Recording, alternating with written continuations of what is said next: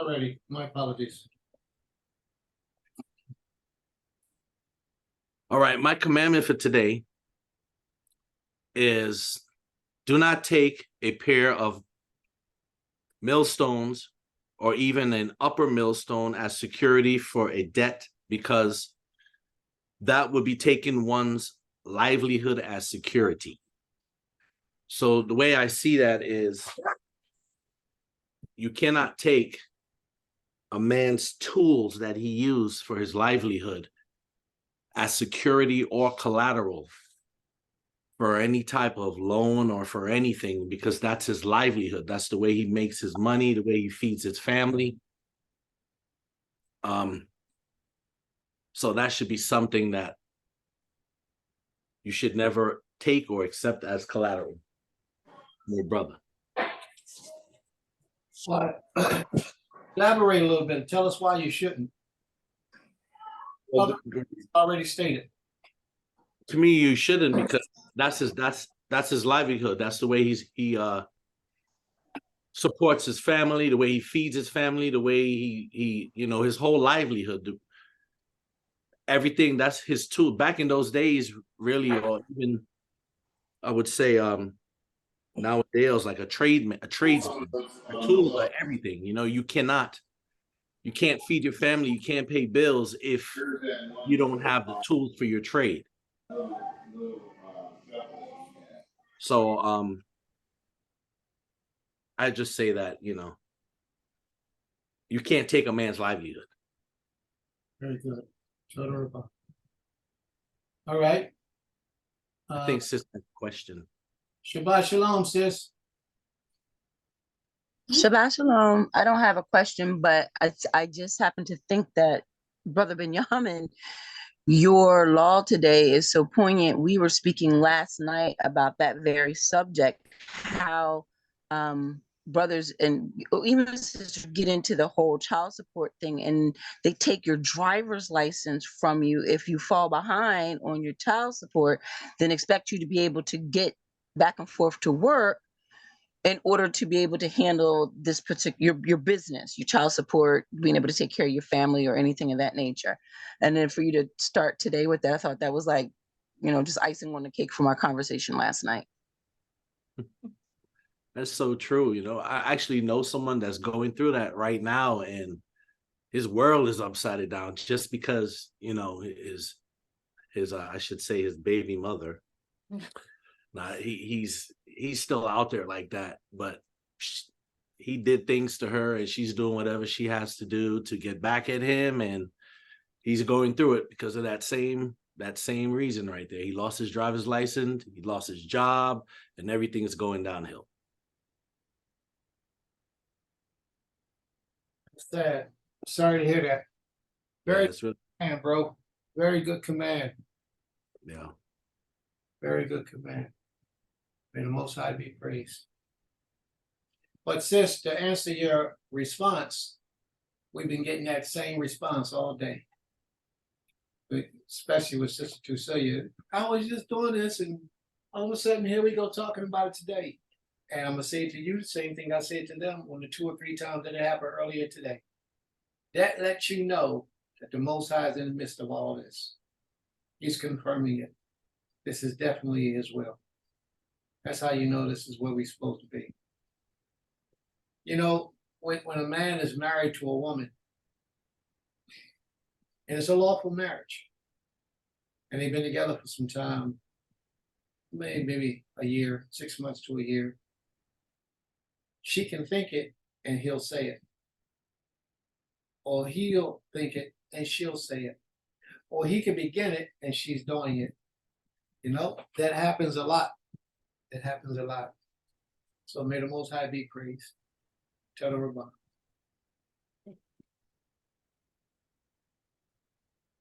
Okay, my commandment for today comes out of Numbers. Command the children of Israel that they put out of the camp every leper and everyone that hath an issue, and whosoever is defiled by the dead, both male and female shall be put out. Without the camp shall ye put them, that they defile not their camps in the midst whereof I dwell. And it kind of explains itself, but if anybody is unclean for whatever reason, they should be put out of the camp, whether male or female. And for two reasons: one, so they don't defile the camp, making others unclean. And the second reason is so the Most High will continue to dwell in the camp, because if there is uncleanliness in the camp, the Most High will not dwell there. Sis, could you read that one more time? Sure.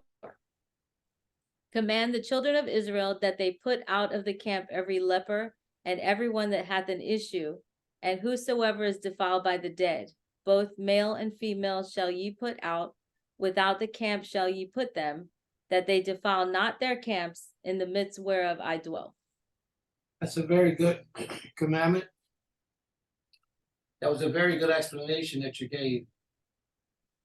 And it brings to mind a lot of things. That's why I asked you to read it again. I wanted to make sure it said I heard what I thought I heard. So according to that, it appears as if the woman is Tameh. Tameh, she's not supposed to be in the midst of the camp. So therefore, if she's not in the midst of the camp, how's she gonna cook your dinner? You know? Good one. Cook your own dinner. You know what I mean? Yeah, it's time for you to cook some dinner for her. Yep. Do it. But it just goes to show you, and I could be mistaken, it don't have to be right. But it goes to show you how serious the Most High takes the uncleanliness of a woman. There's a lot of males who, Israelite males, who live this way, so they say. And when a wife become unclean, they do nothing to separate themselves from that woman. Nothing. They don't do anything to separate from her. And she can still cook, she can do anything. They just won't have intercourse with her. And what they utilize as an excuse is, well, I only got one bathroom, Prince. I can't do that. I only got one bathroom. If you got one room, that side your side, that side her side. If that's the best you can do, that's the best you can do.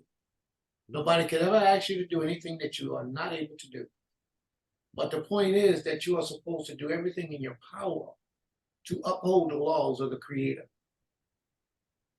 And a lot of us don't. A lot of us are really playing with the Creator. You know, we'll know this brother has a cold sore on his lip, an active cold sore on his lip. And guess what we'll do? Because of his status, because of him being who he is in the community, we'll act like we don't see it. Or we'll forget what the law says about that he needs to be removed from the community. How is he going to teach on the Shabbat day in the house of worship with a cold sore? Why would he even be in the house of worship with a cold sore? Knowing what it is. A lot of people are so accustomed to breakouts from cold sores, fever blisters, that they even forget that it's in the law that they're unclean. Because they get them so often, they forget. But they make you unclean. And you should not be in a holy assembly in an unclean situation. Whether you got a venereal disease, whether you're a leper,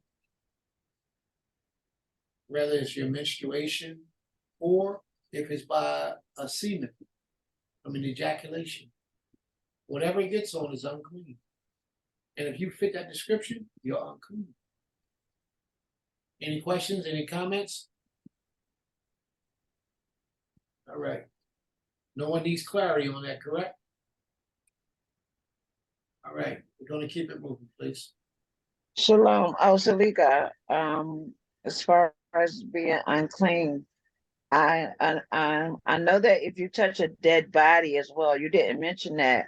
But for the things that you did mention, how long are you unclean? Are you just unclean till the sun go down? Or are you unclean for 7 or 8 days? Well, that would I'm sorry. be uncleanness. If it's a venereal disease and you got the disease and you got an outbreak, you gotta wait until your outbreak goes away, count 7 days, and then you're clean. If someone with the disease touches you, then you gotta go bathe yourself in water and be unclean until the evening. If it's a woman's nida, she's unclean for 7 days. And if it's by reason of the dead body, if you don't get sprinkled, then you're unclean perpetually. On the 3rd day and the 7th day, you're supposed to get sprinkled. And if it's a regular menstruation, a regular uncleanness from a disease, venereal disease, and that person touch you and you do not bathe, then you're unclean until you bathe. And then if you bathe a week later, and then the sun goes down, then you're clean. So we can't just skip the law and act like it's not present. We have to give the Most High his proper respect. And the Most High gave us simple instructions that if a person is in this spiritual uncleanness condition, these are the things we're required to do. And we have to obey. And if we don't, then we're still unclean until the chance that we obey. Any questions? All right. Thank you, sis, for the question. And thank you, my sister, for the commandment. May the Most High be praised. All right, next up we have Princess Medaya. Shalom. Can you hear me? Hello. Okay. My commandment is, 1 second. That was a great commandment. Great commandment. Can you elaborate a little bit and tell us about that commandment? Yep, silence is golden. Okay. Now, my commandment is, it comes out of Deuteronomy. It says, "Thou shalt not have in thy bag diverse weights, a great and a small. Thou shalt not have in thy house diverse measures, a great and a small. A perfect and just weight shalt thou have, a perfect and just measure shalt thou have, that thy days may be long upon the land which the Most High thy power giveth thee. For all that do such things, even all that do unrighteously, are an abomination to the Most High thy power." So what I gathered from that, the first line, of course, it says in thy bag. So if you're walking around and you know you have a scale or some way to measure things, whether it be, I guess it could be a judge or whatever, but you have to make sure that it's balanced. You have to make sure that it works properly, so that if you do pull it out to utilize it, you're not given the wrong measurements. So even like a tape measure, you gotta make sure your tape measure works, especially if you're gonna do it, if you're gonna measure something for business purposes or to help someone out.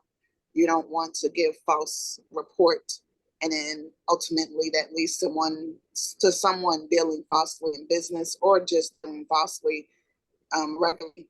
And I would say this: what it says in thy house is comparable to what I just said in the street. But let's say you have children, 2 children, you can't allow one to do something that you've already said cannot be done in your house. And when you go to punish the one, you give them a harsher punishment than the other child. I don't like having favorites. That's why I tell my children always ask me, "Do you have favorites?" Let them know I do not. I don't have favorites because every child is different. Every child brings some different value to me, in my opinion. So that's what I get from it. And what I said, and if you do that, he says it's an abomination to him. So we have to remember that if you act unfairly, if you act unjustly, whether it be in business and personal life or whatever it is, it's an abomination to him because you are doing something that he has commanded you not to do. Okay. So basically, you should not show respect to person, and you should not defraud your neighbor. So in both of those, is that correct? Yeah. Correct. The Most High be praised. Thank you so very much for that wonderful explanation.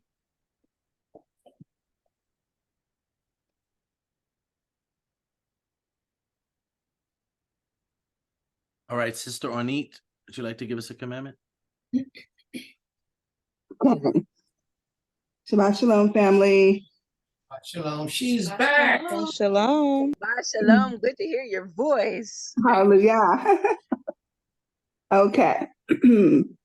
My commandment's coming from Numbers as well. And it says, speak unto the Israelites and tell them that throughout the generations to come, they are to make themselves tassels for the corners of their garments with a blue cord on each tassels. These will serve as tassels for you to look at, so that you may remember all the commandments of the Most High, that you may obey them and not prostitute yourselves by following after your own heart and your own eyes. So, to my understanding, these tassels and cords of blue are constant reminders on our clothes to always keep us in line, or have the laws on our inward parts and on our consciousness, because every day we are challenged by temptation and things throughout the world. And so these are just constant reminders too, hey, of what the Most High's law is. Okay. Let me ask you this question, sis. First, very good response. Greatly appreciated. And that law that you read, did it say where you're supposed to put your fringes or your tassels, as you said? It says,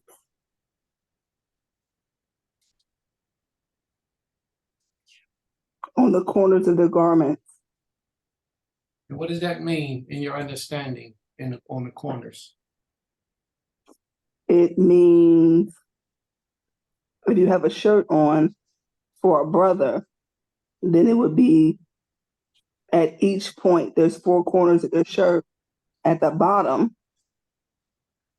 that the tassels would go on, with a blue cord going either around the whole garment or the blue cord that's fastened on each tassel. Okay. When you Can I ask where she's reading from again, please? That's Numbers 37 to 40. Well, 39, 37 to 39.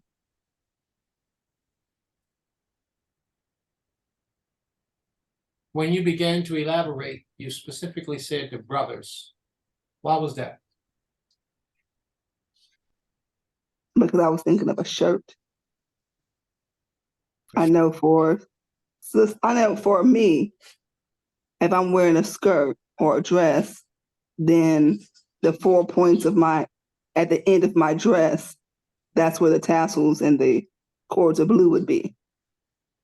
But the first thing that came to my mind was a brother's shirt. So that's why I said that. So how about if you're a sister and you got on some jeans and a t-shirt? Say you got, I've seen people. Yeah, I've seen Israelites put them on shirts, like sisters put them on t-shirts. And I think that, that would still be in alignment with the law. so if she got on a wife beater, a little opening right there, opening wife beater, and some jeans, little Daisy Dukes. I mean, Should she put her fringes on the bottom of her Daisy Dukes? no, Why? I feel it. I mean, because that's not accustomed to wear those type of clothing. Dealing with the law, we ain't dealing with custom. Would that be okay for her to put fringes on the end of her Daisy Dukes with her butt cheeks hanging out and all that stuff, and her wife beater and the wife beater with all that exposed and all that stuff? And then she on the beach, she get in the swimming pool and come out and all her stuff is exposed. Would that be okay? That's not what we do. So basically, family, what I'm trying to say is that this whole law that we given is an identification piece. Sure, it is to remind you of the laws of the Most High, as she stated in the scripture. But it's also identification piece where you can see people, individuals in certain places and immediately recognize that this person is a servant of the Most High. And as a female, there is no way that a female should be walking around with Daisy Dukes on with fringes. She shouldn't have on Daisy Dukes at all. She should be walking around with a wife beater on. I'm not judging nobody. All I'm saying is that when this appearance of a servant of the Most High, it should be easily recognized and accepted that you're a servant of the Creator, not questioned. Because someone may need you, and then they will be reluctant to go to you because of your appearance. So our appearance is everything. In my opinion, the women shouldn't have on pants. Why the women shouldn't have on pants, Prince? Because pants is a manly thing. Don't let nobody tell you that. Pants was first made for women in China. Pantaloon, they call them, something like that. But they were first made in China for women, but we're not Chinese. So therefore, we should wear that which pertain to who we are, modest and respectful. And women just look so different. I don't care if they female pants.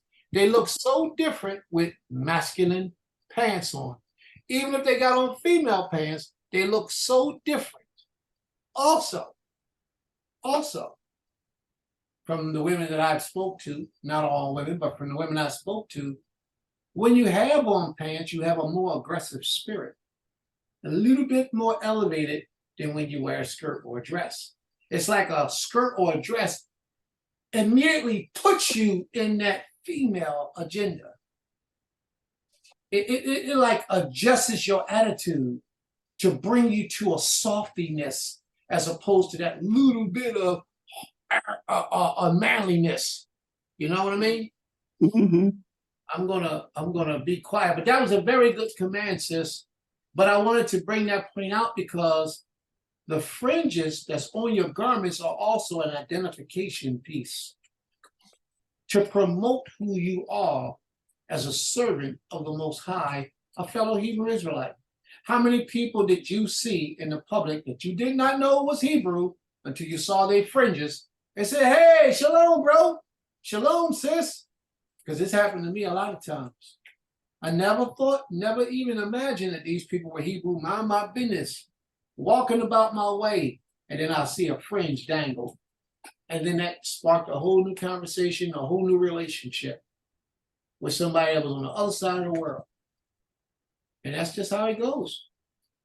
My sister, And Morale, tell her for the correction, Slick Eye, because that is true. That is something that I didn't consider. I was at the DMV and a brother came out, and if you're wearing culture in general, I always just look just to see, and a brother had a culture garment on, and surely indeed he had tassels and cords of blue, and we spoke of a conversation just like that. So that is true. Torah for that. it happens. And know that people are watching. I used to know this one sister who got away from the law. She's totally out of the law now, at least the last I checked. And that was like 4 years ago. But when she started walking away from the law, the skimpier her clothes got. She went from dresses and skirts down to pants and then shorts, coochie cutter shorts. You know them kind of shorts when you walk, you got to keep adjusting yourself up in your crotch? Coochie cutters. They cutting your stuff up. But you're so busy trying to look sexy for somebody that you'll take that little bit of pain just so somebody be lusting after you and thirsting after you. And that's not good.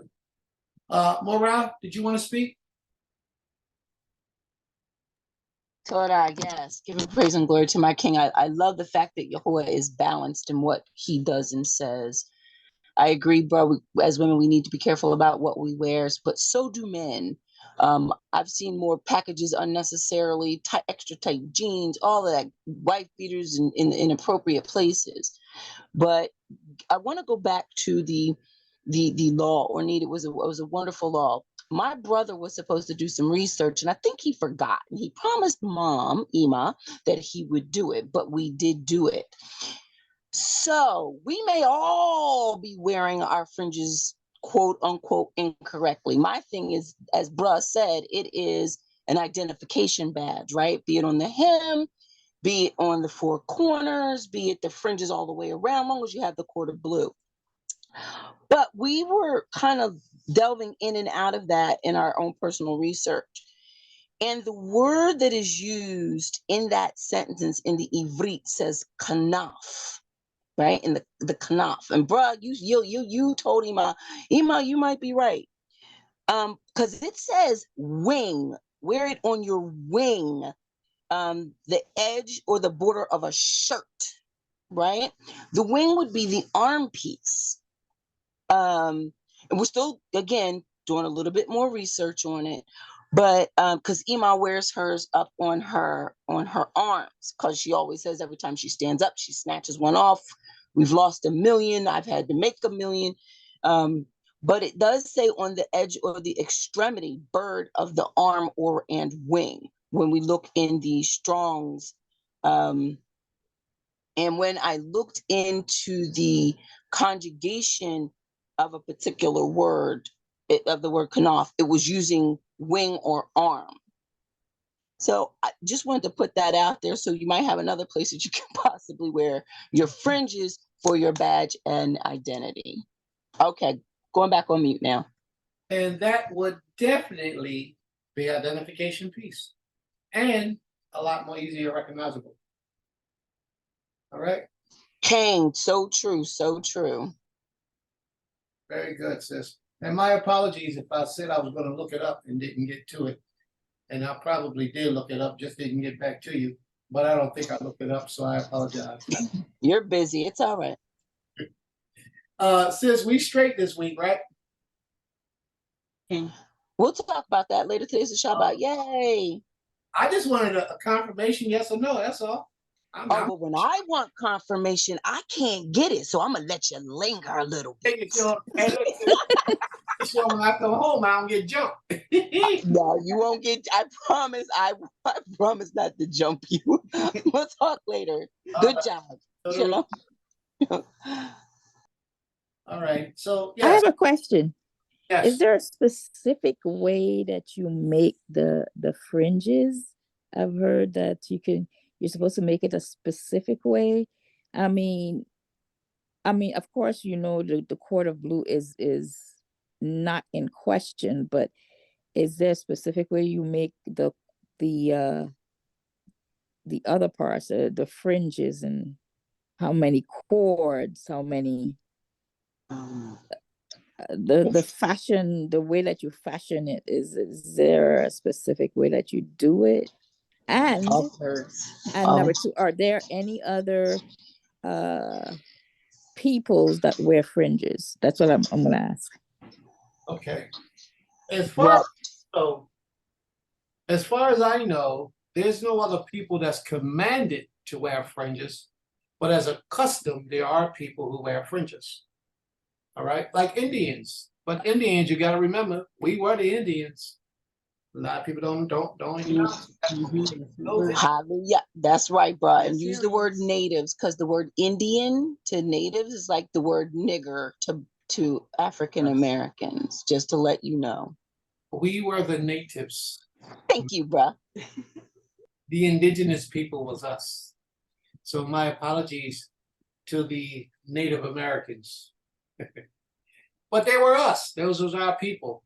And they wore fringes. But I'm sure there's others who do. But the distinguishing part is that our fringes has to have a ribbon of blue on the bottom of them.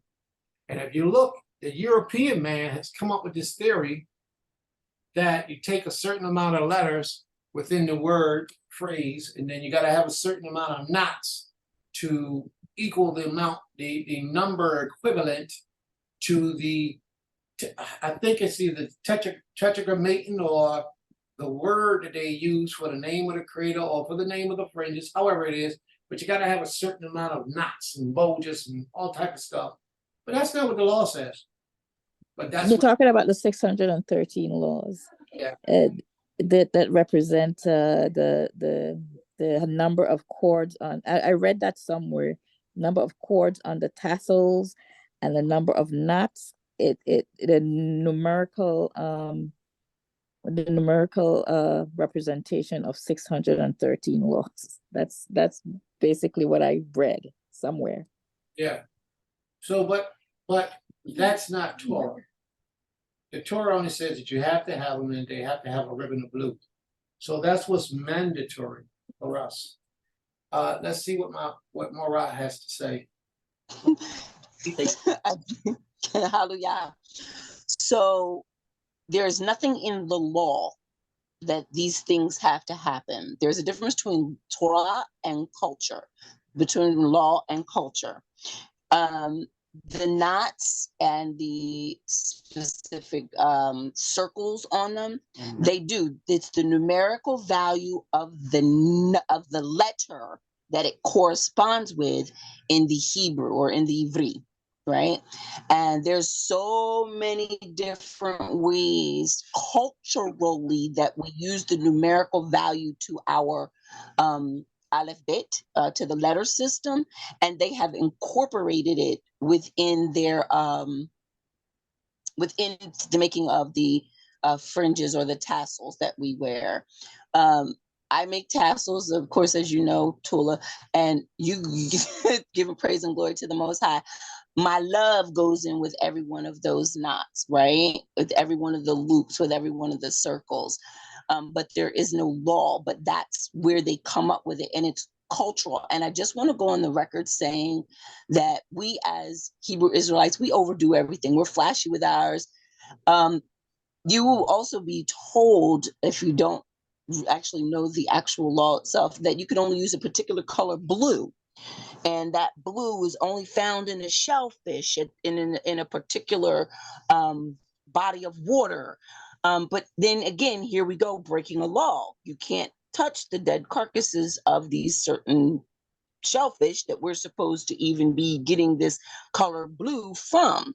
So just in case you've heard that one also, it'd be good to address that now. No, ma'am, it's not law, but it is cultural, and it's okay. That's some extra love, but you want to be careful. If some people may not care about you, they can take that numerical value and add it to the letters and do something else with it, right? Giving praise and glory to the Most High. All right, that's a Mariatic cray shellfish. That's where they got the original color purple from. The purple dyed Mariatic cray shellfish. They also got it from the flax seed, from the flax plant. It was also from the flax plant they got the color purple as well. So they got, it's two different types of color purple, but both of those are original colors. But the shellfish, I don't know how accurate my sister was on this one. I don't know if the shellfish has to be killed in order for you to extract the dye from it. I don't know the answer to that, right? That I don't know, but I know that's the fish that it comes from. And I don't know if it has to be dead in order for you to get the dye out of it. That part I'm not sure of. So those, I'm gonna look that up, bruh. Because I've never, because you're absolutely right. I could be incorrect. You might not have to kill it, but I never seen a clam, mussel, oyster, anything. Once you crack it open, snap the back, it's dead. So I'm gonna look that up and I'll let you know. Hold on. sis, Sir, work with me, sis. Work with me, okay? I'm working with you. I'm working with you, homie. Tell her about it. So she's gonna look that up for us to see if it has to be killed or not. But in the ancient days, that's where they got the two dyes from, blue and purple. That's where they got them from, those shellfish and the flax plant. Yes. So are you guys saying that there is a specific color we have to use, or there's not? No, just blue. Okay, just blue. Yes. Okay, that's. But the Jewish man, some of them theorize that it has to be a certain color Oh, okay. to make it lawful, but that's not what Torah says. All right, but in those days, I want y'all to know also that that color was only for royalty. Blue, purple, those colors was only for royalty because they were so expensive to get. So only royalty had them. The seeds are here. Yeah, but we're walking If we're walking around with blue and purple, we just with a little bit, but if we're walking around with that, that meant that you had a little bit of something special going on. And you know, as the wife of the Most High, you should have something special going on. All right. All righty. Any other questions or comments in reference to where we're at right now? All right. Very good commandment, sis. May the Most High be praised from everlasting to everlasting. Let's move on. Right, next up we have Sister Autumn. All right, shalom everybody. My commandment comes from Deuteronomy chapter 17 verses 18, 19, 20. And it has to deal with the duties of the king. So I'll just read it first and then explain what I think. Yes, Deuteronomy chapter 17 verse 18. And it shall be when he sitteth upon the throne of his kingdom that he shall write him a copy of this law in a book. I'm sorry, can you guys hear me? I didn't even check on that. Hopefully. Loud and clear. Okay, all right. Verse 17, neither shall he multiply wives to, I'm sorry, 18. And it shall be when he sitteth upon the throne of his kingdom that he shall write him a copy of this law in a book out of that which is before the priests, the Levites. And it shall be with him, and he shall read therein all the days of his life, that he may learn to fear the Most High his power, to keep all the words of this law and these statutes, and to do them, that his heart be not lifted up above his brethren, and that he turn not aside from the commandment to the right or to the left, to the end that he may prolong his days in his kingdom, he and his children in the midst of Israel. So the commandment that I picked out was specifically verse 18, where it talked about verse 18 and 19, where it talks about the king over Israel needs to write a copy of the book of the law, which should be approved by the Levites, and he shall read it all the days of his life. And I picked that commandment because I think it's important for us to know that whoever is our king and past kings and the future kings to come, that in order for the people to be as right with the Most High as possible, first the head, just like a head of a household, has to be as right with the Most High as possible. And the king has, as we know, a lot of responsibilities, a lot. And we really weren't supposed to have a king in the first place, but I know that the Most High allowed it. And one of the conditions that the Most High says is that the king needs to do this.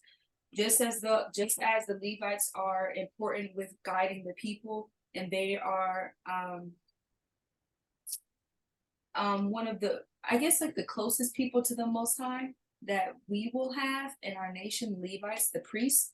The king is like also up there in that same type of way as far as leading the people. And in order for him to do that the best way he can, he needs to keep a book of the law and read it in all the days of his life. So hopefully that explains. Very good explanation. Why'd you pick that scripture? I picked the scripture because I thought it was interesting that the Most High demands as much from a king as he does a Levite. Maybe a little bit less, kind of, because I know the king doesn't, I don't know. I don't think the king actually goes into the back room or the temple of meeting like the Levites do. The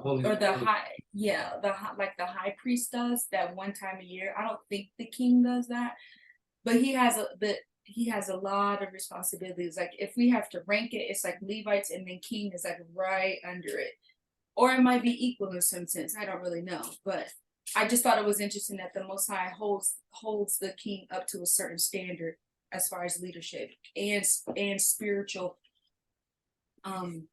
spiritual accountability. So Very good, mhm. very good. Definitely. So now the Most High says for the king to write out of the book of the law all of the days of his life. Mhm. When I first came into this way of life, I took that literally. I thought that every day the king had to write in the book of the law, but that's not what it means. When it says all the days of his life, which means that if he's 20 to 10, he got to be writing out of that book. If he's 10 to 50, he's got to be writing out of that book. As long as he lives, he got to revisit that book and write out of the book of the law. The reason why it's so is so that he never forgets the law of the Most High. Repetitiveness opens the door for spirits to enter into you. Take it on another level. Repetitiveness opens the door for spirits to enter into you and overtake you. So if you're writing out of the book of the law all the days of your life, let's say you fall off one day and you get a negative energy inside of you, well, you writing out of the book of the law, you're giving leeway for that negative energy to leave and that positive energy to come in. All of the days of your life, you're required to write out of the books of the law so that you will always have yourself in tune with the Almighty. Even if you slip and fall and don't visit that book for a year, when you do revisit that book in your lifetime, keep writing out of that book so that you can regenerate that spirit that the Most High is trying to place within you to give you the ability to conquer your fears or your weaknesses. See, when you're in karate school, right? You got to do karate every day, or you do it as much as you can. You follow me? When I was in college, we had math. And I love math. I love math. Math is my favorite subject. So what I had to do was I had been out of school so long when I went back, I had to brush up on my math. So I had math class 2 or 3 days a week. I don't remember exact count. It was like 2 or 3 days a week. But the math teacher taught every day of the week. So I talked to the math teacher. She allowed me to come to her class every day of the week. And I wasn't paying for it.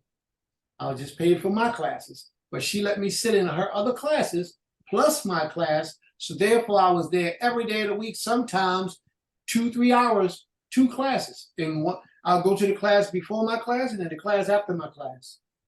Why did I do that? So that my mind will begin to operate on that cycle of math. I had to saturate myself with it. This is why the Most High says the king, who, as you stated earlier, is the head man in rank and authority over the people. His spirit must be infiltrated with the spirit of righteousness.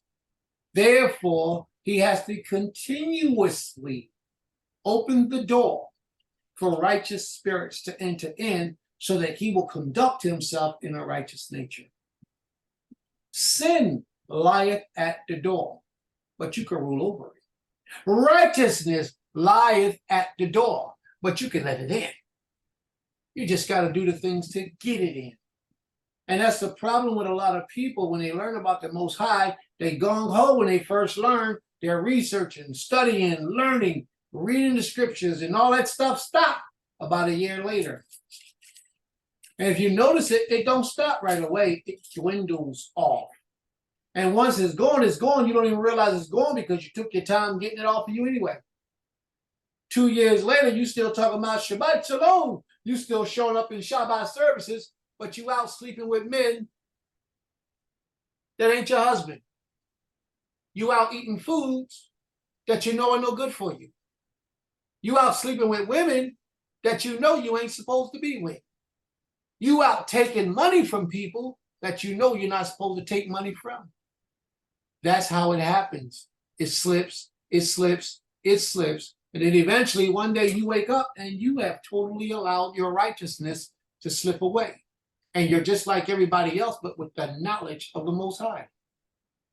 But your spirit is not being fed. That's why the Creator tells the king, who's the head of the hoop, to stay saturated with his law as much as you can.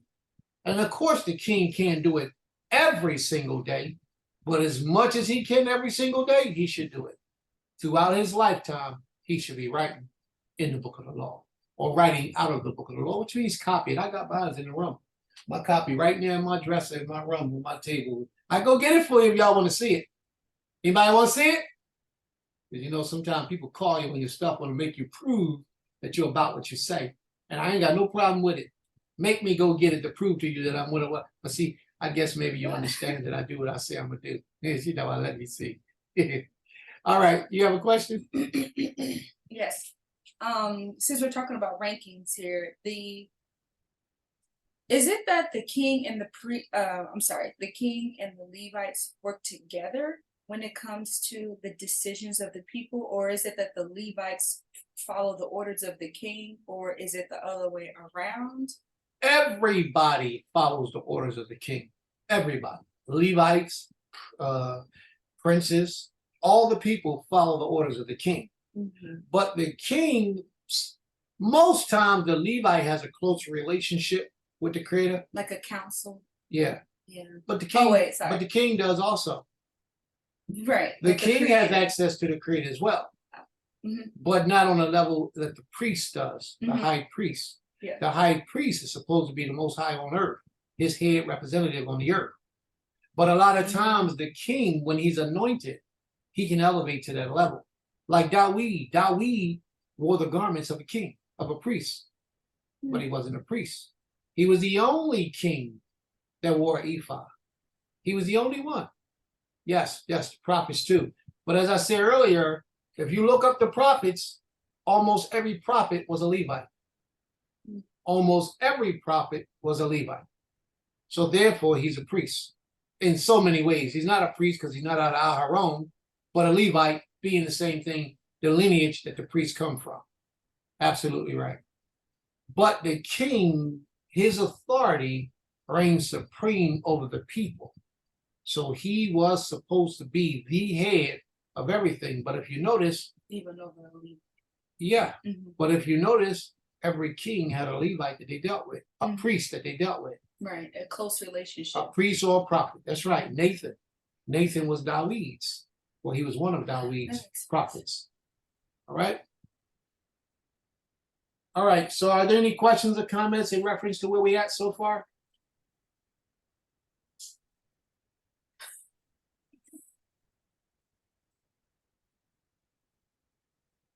Are any questions or comments to where we at so far? I gotta take go to my room and get my book to so the sister know I ain't just bluffing when I said I got my book. So I'm gonna go get my book, and I'll be right back. So, bro, if you can do your thing, do your thing. I'll be right back.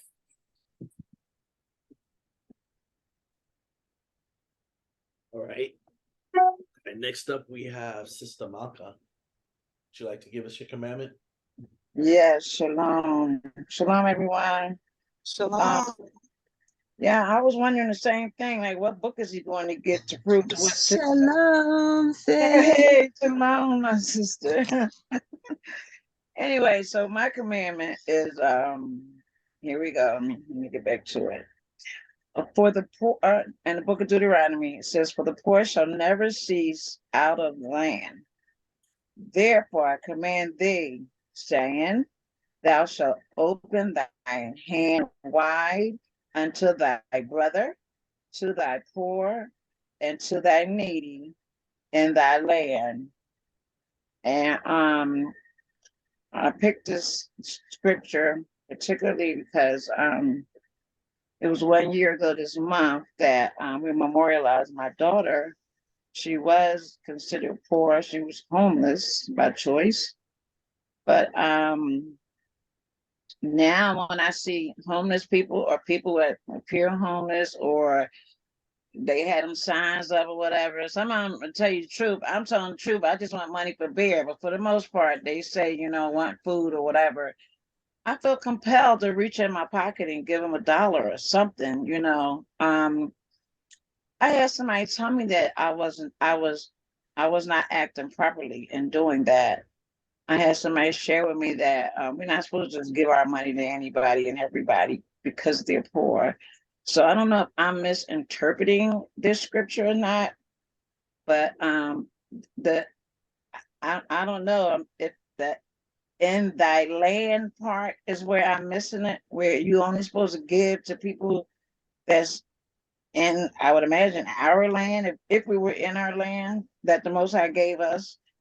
But he said that the poor would never cease out of the land. I mean, there will always be poor people. And then he's made a commandment. He said, I command thee. And then he told us to open our hand wide. That means don't be selfish or stingy with it. And unto thy brother first.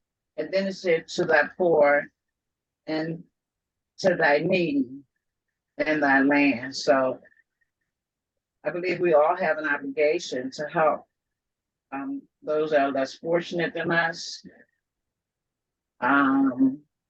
Most I said they will always be here. They will not cease to be here. So yeah, I was thinking about my daughter and just reaching in my pocket and handing out bills. I'm not sure if that's proper or improper, but You was reaching in your pocket, out bills to whom? anybody that needs it. Like I was, you must didn't hear me. I said, Can I get some? I mean, you just give away money. I can use some. the scripture said, the poor shall never cease out of the land.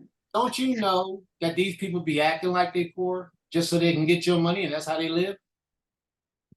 See, they play on your See, emotions. that's what somebody just got through telling me. Or then maybe it's a confirmation. They play on your emotions just so that they don't gotta go to work no way and punch nobody clock. They'll play on your emotions and they'll be out in the streets and they're begging. And a lot of times, Black folk are the most charitable ones. I say, you need something to eat? Come on, I'll go get you something to eat. I'll go buy them something. But I ain't giving them my hard-earned money so they can go smoke it. Pay their bills for me. I don't do that. But that's just what I do. You do whatever your heart compels you to do. All and don't be naive, because they will get you. Very good. I don't know if I was doing it because my heart compelled me to, or like I So hard started. for you to send some money to the school. Right on. Donate some money to Beulah Land. Let your heart tell you that. We can use it. Okay, I hear you. You want your heart to tell you something. And look, the scripture did say your brother first, right? Yes, it did. It said, give to your brother first. It said, open your hand wide. And open it wide. Don't be stingy. Prince got everything he needs. You ain't giving it to Prince. You giving it to the school and you giving it to the house of worship. You ain't giving it to Prince. Get that out your mind. Okay. All right. That was a good commandment. May the Most High be praised. So where's that sister at that said I was fronting? Where's she at? That sister with the flower is her face piece. Where's she at? I want to see you, sis. Say something. I want to see you. Open it up. Okay. Here you go, right here. If you can't see it, I don't know what to tell you, but that's it. Wow. This is when I started it. 8/22/03. 2003, so it's 20 years old. So you're copying the Torah. Yep. Whenever every Shabbat, I would write a verse out of it every Shabbat. I haven't done it in a long time, but I still do it. The last entry that I had was 2009. Oh, 2010, my apologies. 2010 was the last entry that I had. So I got to get back on it so I don't violate the law, because I got to do it all the days of my life. Oh, cause you're the king. Yeah, I Oh. started in 2003. Wait, All I right, thought that was for the king, who you think you're talking to? Prince, What is a prince? the son thereof of the king. All right then. Therefore, he's a future king. Yah will only be our only king. Hey, listen, hey, Did you hear what Iman said? She said, Yah will be our only king. he is the king. That's why we're in trouble. She said, that's why we're in trouble now. Because we want to pick a king that is not Yah. Oh, Oh, You know, Israel gotta have someone they see. okay, that was Iman speaking, not me. That was not me. That was Iman. Well, you know I don't talk back to Ema. And you know what, bro? I ain't mad at you neither. So we gonna stop this conversation before she lay us both out. Next, Right. move on. Prince, I thought you said that you used to take it literal, but now you know that that wasn't proper. Like, do you have to do this every day? Whether you're king or not, I'm not ready to debate that. But do you supposed to do this every day? That's what I say about literal. You don't have to do it every day, but you have to do it for the fulfillment of your life. You follow me? That's what it means by right out of the book of the law all the days of his life. Let's say, for example, if a man was a thief 10 years ago, and then 8 years ago, he's still a thief. 4 years ago, he's still a thief. 1 year ago, he's still a thief. He was a thief all the days of his life, but he didn't steal every day. Gotcha. But he was a thief all the day. He couldn't trust him. Don't trust him because he's a thief. He's known to be a thief. Therefore, when you say right out of the book of the law all the days of your life, it doesn't mean every single day you're writing out of the book of the law. But throughout all the days of your life, 5 years ago, 4 years ago, 2 years ago, 1 year ago, you're still writing out of the book of the law. So let me deal with this issue right here, right now, so I can put it into this conversation. And nobody can be mad at me because this is what the Creator said, not me. This is what I got in my dreams, my understandings. I guess we'll have that subject at another time, at another day, because I don't want to get into it right now. But we'll have that subject, that conversation. Maybe after class today, we can have that conversation. All right? Prince, I'm going to suggest that as your sister that you keep your word on that, because this is the kind of stuff that winds up getting us in trouble, where we might say something, don't elaborate on it, and people go run with it. Oh yeah, he said he was a king now. He said he was a listen, Messiah. listen. He said he was a Sis, Messiah. right. And then we gotta I punch him just in the don't want- forehead. I don't want to see that happen. I don't want us to go down that road again. Yes, hallelujah. Okay, Mariah. So You're right, sis. You're absolutely right. We josh with our brother about a lot of things, but some folks will take it and try to bash his character, try to bash him, and giving praise and glory to the Most High. Yeah, bro, just that, let that go. Yeah, I agree. All right, so we'll have this conversation today after class, all right? Okay, because I don't have to go out and fight nobody. I'm tired today. Just for the record, for anybody that's in the listening audience in the future, I don't back down, and I ain't gonna back down. So later on, we'll have our conversation. And I don't care. So I don't care about that. I'm gonna tell you what thus saith the Most High, and then you can take and do whatever you want to do with it after. So that's how we're gonna route. So let's move on. Very good commandment. Very good commandment, sis. And I pray that the explanation I gave was one that's worthy of you adhering to. May the Most High be praised from everlasting to everlasting, because he is king. Hallelujah. But if I can, I want to say something real quick, if I can. In my opinion, as Ema stated, that's why Israel's in the condition they're in today. As my brother brought out earlier in his lesson today, that's why Israel is in the position that they're in today. And we'll talk about that later. All right?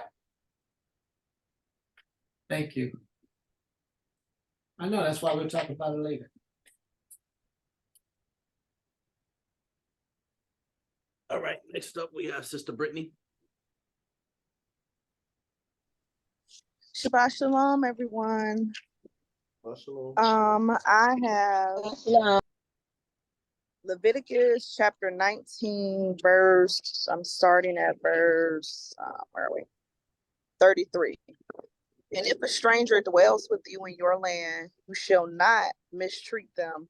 The stranger who dwells among you shall be to you as one born among you, and you shall love him as yourself. For you were strangers in the land of Egypt. I am the Most High God. I feel like this ties in to an experience I had this week, but I also, even with the other commandments, with the fringes, you will see groups that even though they have on the fringes and they're doing street preaching and things, the way that they treat others and the way that they look down and talk to other people. And the point of the fringes was to remind you of who you need to be, or like, to keep the laws. But I just think the behavior sometimes and the arrogance gets a little, it becomes a little too much and not a real representation of the Most High people. And the example I had of that this week, I was in the parking lot over lunch break and heard a lady in the van. It's like a company that like stores some first aid kits or something. She was crying really. I just heard like her crying really, really hard, and I heard her make a comment and I try to be so nice to people and I'm so friendly. I don't understand. And that was just like, woo, I felt that. And so I went back in my car and I prayed about it for a second. I was like, ooh, I don't want to weird anybody out and go walk over to him. I don't know this, woman from Adam, but I'm just like, I just don't feel like I should walk away with hearing that cry out that she did, whoever she was speaking with on the phone. So I prayed about it and then I got out and I walked over and yeah, she wasn't a Hebrew. But then she just got to, like what people do when they're going through something, kind of like venting everything out. And I just spoke to her and like, I said some kind words to her or whatnot, just to know that it was like a moment that'll pass. But I've been off social media for 2 months now, and I'm a little more present and looking at people or paying attention to my surroundings when everyone's kind of head down in the phone, when they're walking past, saying how you're doing, but they're gone already before you can even start responding. They're not looking at people, and they don't know what anyone is going through, nor do they really seem to care. Especially when we get this information and we can start feeling like, they're just beneath us and we can treat them any kind of way.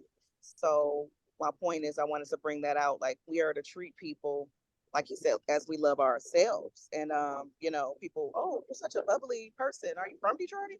Because that's not a common thing here. A person will look you dead in the face and not speak back to you just because they don't know you. And I'm literally tired of going up against that energy, and I am moving. But moving back, taking my talents back to the South where people know how to greet in Southern hospitality. But it's just like now that I'm I feel like I'm kind of getting out of the matrix. I just feel that amongst our community anywhere. Why are we? I don't even think that should be a compliment. That shouldn't even be anything you notice that's not amongst anyone. That they're, why are you not friendly? Why are you not open to speak with people? Why do you not care about other people as you want someone to care about you? So that's my 2 cents, 10 cents. Okay. I don't even know how to respond to that. Thank you very much, sis. People should be kind and speak. But when you decide moving down south, you're talking about Beulah? You're talking about Beulah way, right? I was thinking about going back to Texas, but yeah. Okay. I was just, hey, look, sis, when you was talking about Texas, I put my hand on the screen. I looked for the mute button, but you had already muted yourself, so I said thank you. Sister Brittany, Salika, can you share your commandment again, please? Oh, like where it is, or you want me to read it? Yes, please. It's Leviticus 19. I started. Where did I start? I started Leviticus 19 at 33 and 34.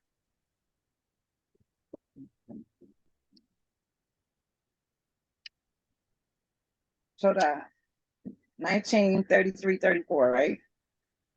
Yes. All right.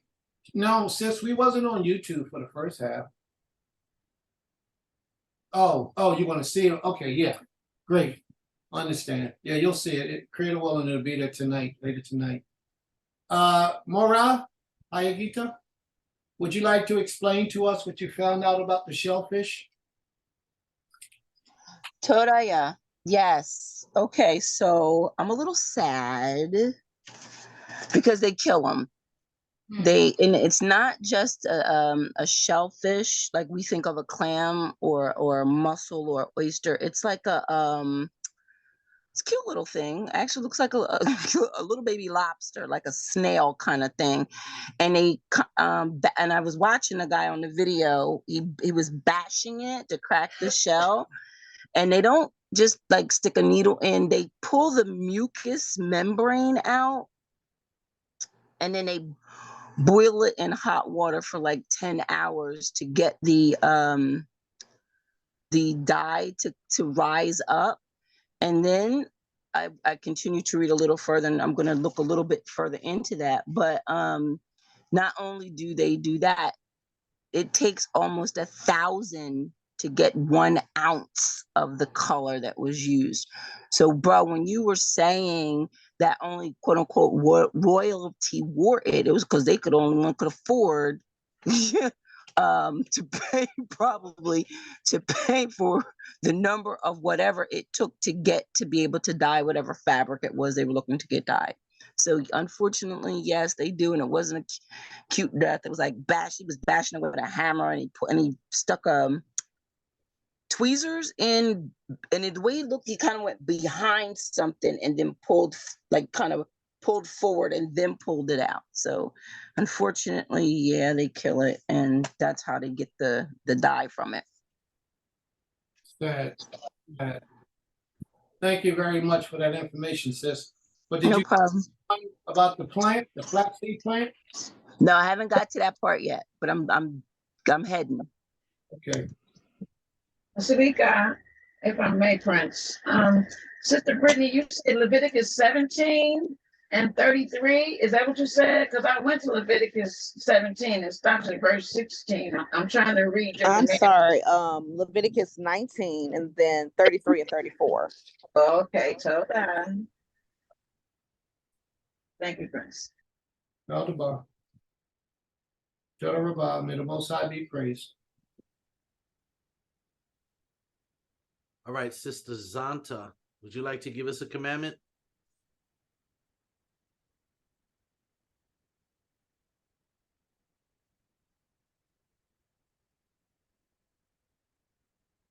Sister Zanta, are you present?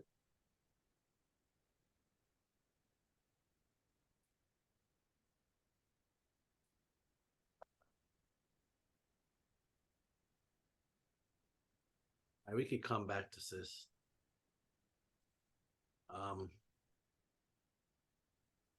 Let's go with Ima and Sister Mariah. Would you like to give us your commandments? Shalom, shalom. Okay, so Ima's not going to do it when she doesn't feel up to it today.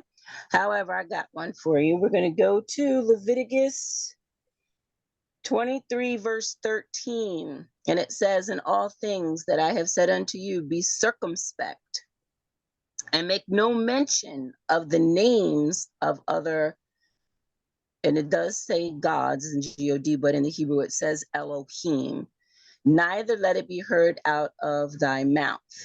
So of course, y'all know me, I'm going to go a little into this. The Most High says, you hear a lot of people say, don't say the Most High's name, this, that, and the other thing. But he said, say my name. I want to know you're calling on me. But in here, it was, it's saying not to say other deities' names. Now, the word Elohim could be powers, as in mayors, chieftains, senators, like people who do kind of ruling. But here, I believe is talking about other deities. How hard is it in the English language? Because again, I'm English teacher.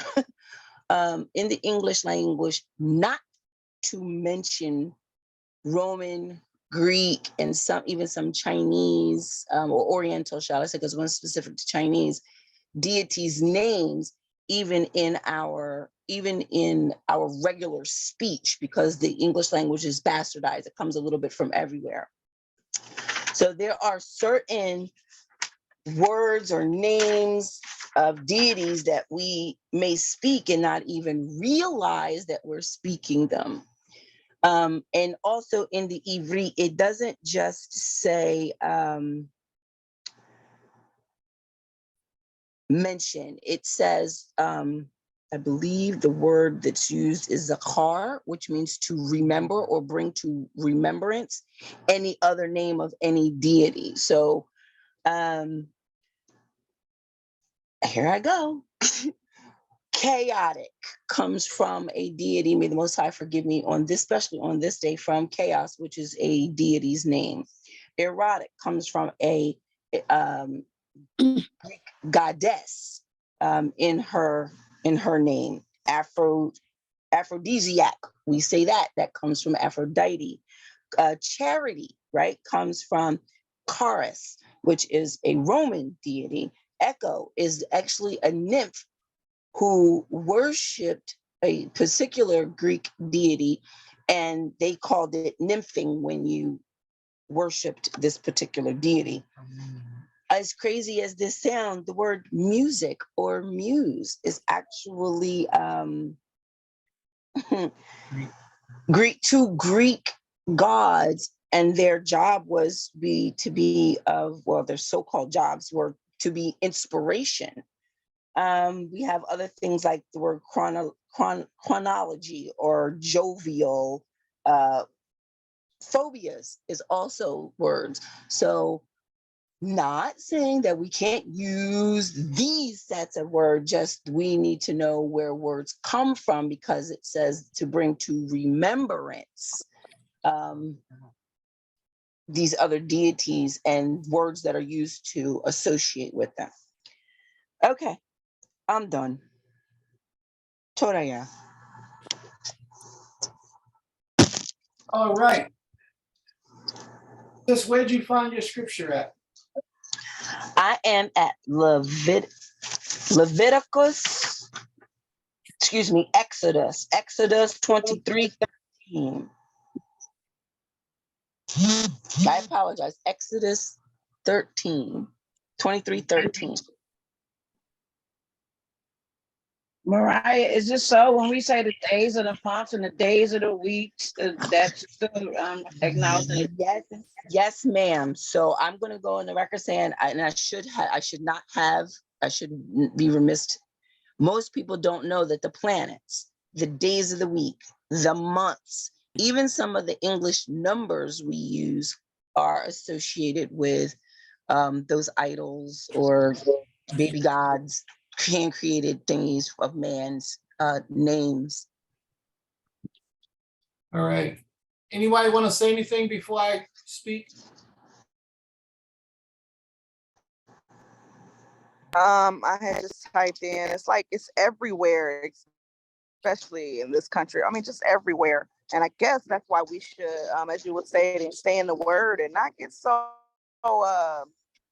self-righteous, because every day is we're faced with something. It's something that's right in front of us that's that we shouldn't have any dealings with when we work, when we shop.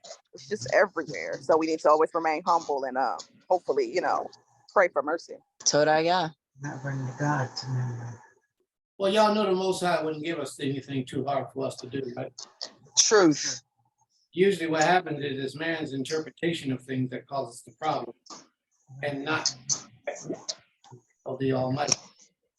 The Most High said, don't eat pork.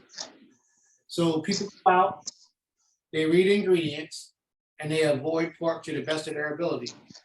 Then others, there's too many ingredients and projects for me to be reading for everything. I just won't buy pork products that I know are pork products. But the law hasn't changed. The law says don't eat pork. So you do what you got to do to not eat pork. Do we all agree? Okay. All right. This particular law here, it says, thou should not make mention of the name of any other power, neither let it be heard out of thy mouth. Is that right? Yes, that's what it said. Okay, Cain. okay, so let's get on the same page. That's not saying that you can't say the name of other deities. That's not what it says. That's not what it means. What it means, because like your example is one of the best examples, but here's one even a little bit better. When you read the Tanakh, the name of deities are in the Tanakh. So therefore, you should blot them out your book, close them out, if that's what you're about. But he's not. What the Father's talking about is by way of reverencing, by way of praise, honor, and glory. The name of no other deity should be heard out of your mouth. Not even in your mind should it be. When you're on your knees at night and you're praying to the Father, you shouldn't be praying to nobody but him. And he tells you that. Thou shalt have no other Elohim before me. He tells you that. When you're giving up glory, honor, and you're teaching about the Most High, you make sure that people understand who you're talking about, the Creator. Because if you mention in the name of another deity during that service, when it's praise and worship time and you're elaborating, people will become confused because they won't know who you're talking about. Therefore, when you approach unto the Most High on your holy days, during your prayer times, and things of spiritual matters, you approach it unto the Most High. Because although nobody else is around you, heaven and earth can bear a record of what you said. The Most High knows what you're thinking. He knows what you're doing. You can't fool him. So if you really got Jesus in your heart, praying, but you don't want to use the name Jesus, but it's in your heart, then you're violating that command. And you need to go to the Creator and ask the Creator for forgiveness. If you got the name Buddha in your heart and you're praying, but you ain't saying Buddha, but that's what's in your heart, and that's who you're praying to. This is a deep level. The Most High tells you, don't do this. And then don't let it be heard out of your mouth. Because people will not understand, and you will have people thinking that it's okay to do something that they're prohibited not to do. And this is why when people say, you ain't supposed to say Adidas and Nikes and Pumas and all that stuff because that's the name of deities. That's not what the Father's talking about. He's talking about, I can't say praise be to, or family go and worship. The Most High tells us in the book of Deuteronomy, the 13th chapter, he says, if somebody prophesies to you and that prophecy come true, and then they say, well, let's go worship this deity, that you're supposed to kill them, put them to death. Because that name was supposed to be not been mentioned in the way out of your mouth in reverence and respect and honor as the Most High. All right? Yeah, isn't Baal in the... Yes, Baal is the name of a deity, but we used to call the Most High Baal. And he said, hey, stop that now. I want that no more. Don't call me that no more. So yes, that's another example, a perfect example of what it is that I'm speaking of. The Father doesn't want us to do that in way of honor, reverence, prayer, fasting, thankfulness, or anything. Don't let it be heard out of your mouth, and guard yourself against doing it. So if you're trying to make that transition from a religion into the worship of the Most High and honor him as sacred, then you better completely go before him and ask him to completely forgive you of any abominations that you may have committed, that you are presently committing, and that you may commit in the future. But let him know what your intentions are. You're the only power that I choose to serve. And if by error or reason or fault, I give glory to another because it's in my spirit to do or my heart to do, please forgive me, Father, until I cleanse my soul, because I only want to praise you. You got to make that clear, because a lot of times our intentions are unintentional sin, and we don't understand it. So that's one way that we got to fix this problem. There is no way that you can speak all these different languages. I speak 3. There's no way that you can speak all these different languages and know the etymology of every word to avoid violating the laws of the Creator. It's impossible. I ain't gonna say impossible, but it's highly unlikely that it's that deep. Right? But that was a very good commandment, though, sis. Very good. Sister, Toda Rabah. Thank you for the extra clarity. You the man. you're welcome, sis. Sister Brittany, you had your hand up? Just was curious of what languages you speak. Why? What you gonna do? You speaking with me? Now I'm messing with you, sis. I like it when you throw that little teary face up with the, yeah, that right there. I like when you throw that up. That lets me know you're listening.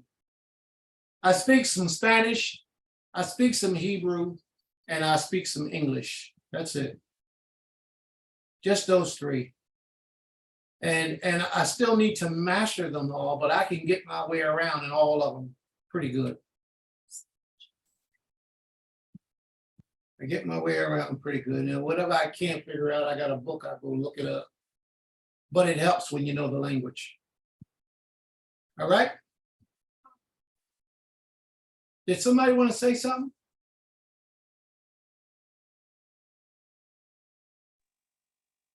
All right, just making sure I'm not overriding anybody if somebody wanted to speak before we moved on. I do. I agree with you that where we can't mix the creator along with other deities, because that's what our forefathers did. They were recognized as the people who worship the creator, the one true Elohim. But then they started to worship other deities and attributed their worship to, it's sort of like a mixed worship. And the creator was not for mixed worship. So This is true. I agree with what you're saying there. The intentions are important. Extremely.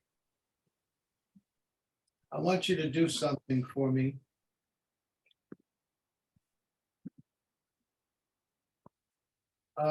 Let's see if we got it. We got it. All right. Look up the word deity.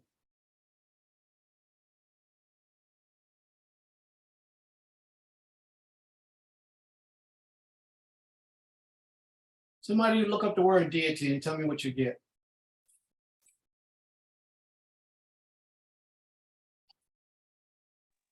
I have a god or goddess in a polytheistic religion.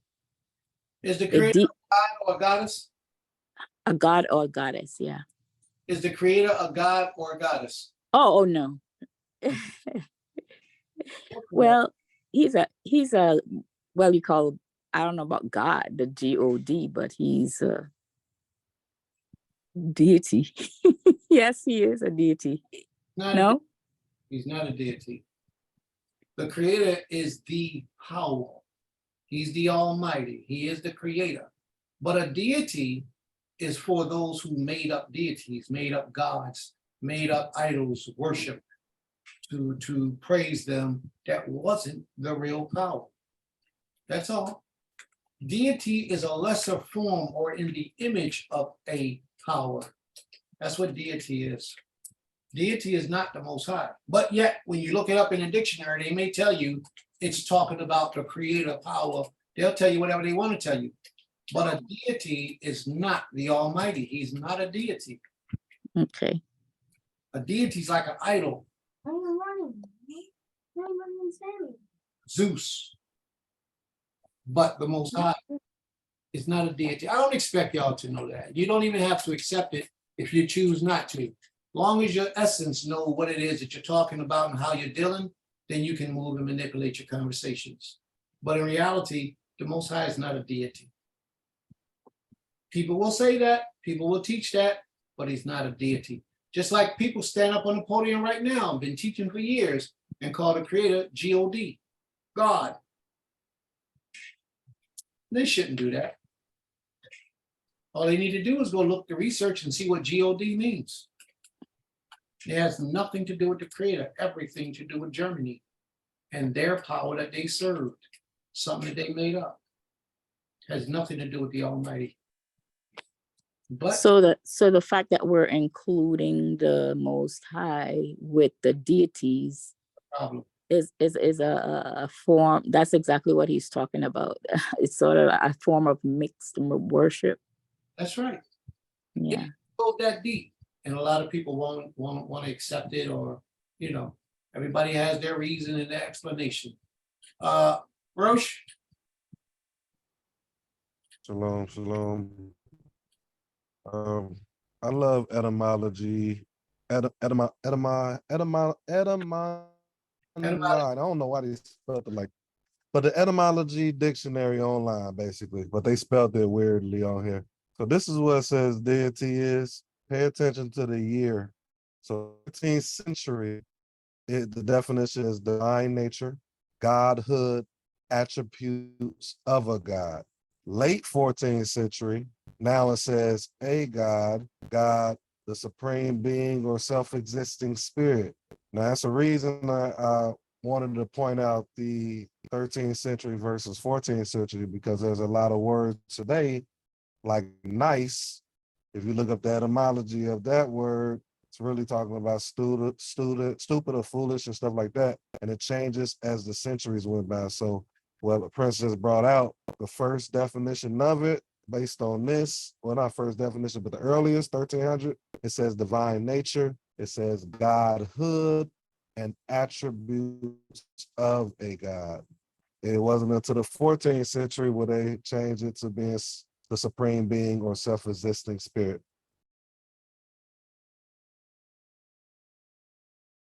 Thank you very much for confirming that, my brother. It's just a reality. We have to elevate past those things that they teach us. We have to elevate. A lot of people out here are not teaching this supreme knowledge. They're not doing it. They're comfortable with living what society has given us. And the Most High is steadily trying to elevate us to a higher level. People like that, they come up against, because that kind of person who teaches righteousness is outside of the box of the norm. So they want to bring up and make up and try to bring him so they can silence him. Because for real, the spirit that governs them is not the spirit that governs righteousness and truth. They don't want righteousness and truth to come out in this earth. They don't. Or if they did, they will be on the side of righteousness and truth. The bad thing about it is that a lot of people will hear, learn, but don't share. Let's move on, please. Total Rabbah, family. And Roche, thank you for bringing it out. Is there a question? Yeah, can you repeat that? The last thing you just said? A lot of people what? Will hear, learn, but won't share. They'll know the truth, but won't teach the truth. Just because it came from you and they got a problem with you, they'll accept it as truth in their heart and their spirit, but they won't teach it because they feel like they're copying something from you. And they got envy inside of them towards you. So they don't want to share it because you actually enlighten them to a reality that they know is what it is. You do have people like that in this earth.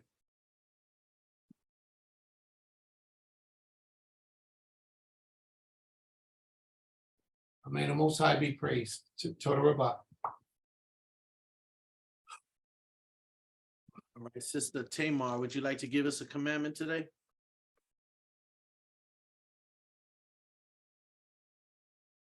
Let's see if I can find my screen. Yes, please. I would share. And I did have a scriptures I wanted to read, but I wanted to also say something about, if I may, something about no other gods before me. I don't have the King James version with me, but I'm going to see if I can. About having no other gods before you. I just wanted to read Psalms 82, verse 6. I said, you are gods, you are all sons of the Most High, but you will die like mere mortals.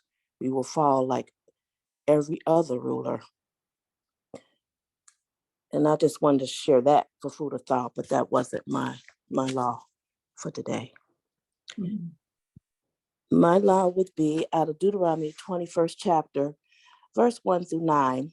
If one be found slain in the land which the Almighty thy Elohim give thee to possess it, lying in the field, and it be not known who have slain it, then thy elders and thy judges shall come forth, and they shall measure into the cities where are round about him that is slain. And it shall be that the city which is next unto the slain man, even the elders of that city, shall take a heifer which have not been brought with, and which have not drawn in the yoke, and the elders of that city shall bring down the heifers unto a rough valley, which is neither eared nor sown, and shall strike off the heifer's neck there in the valley. And the priests, the sons of the Levites, shall come near for them, and the Almighty thy Elohim have chosen,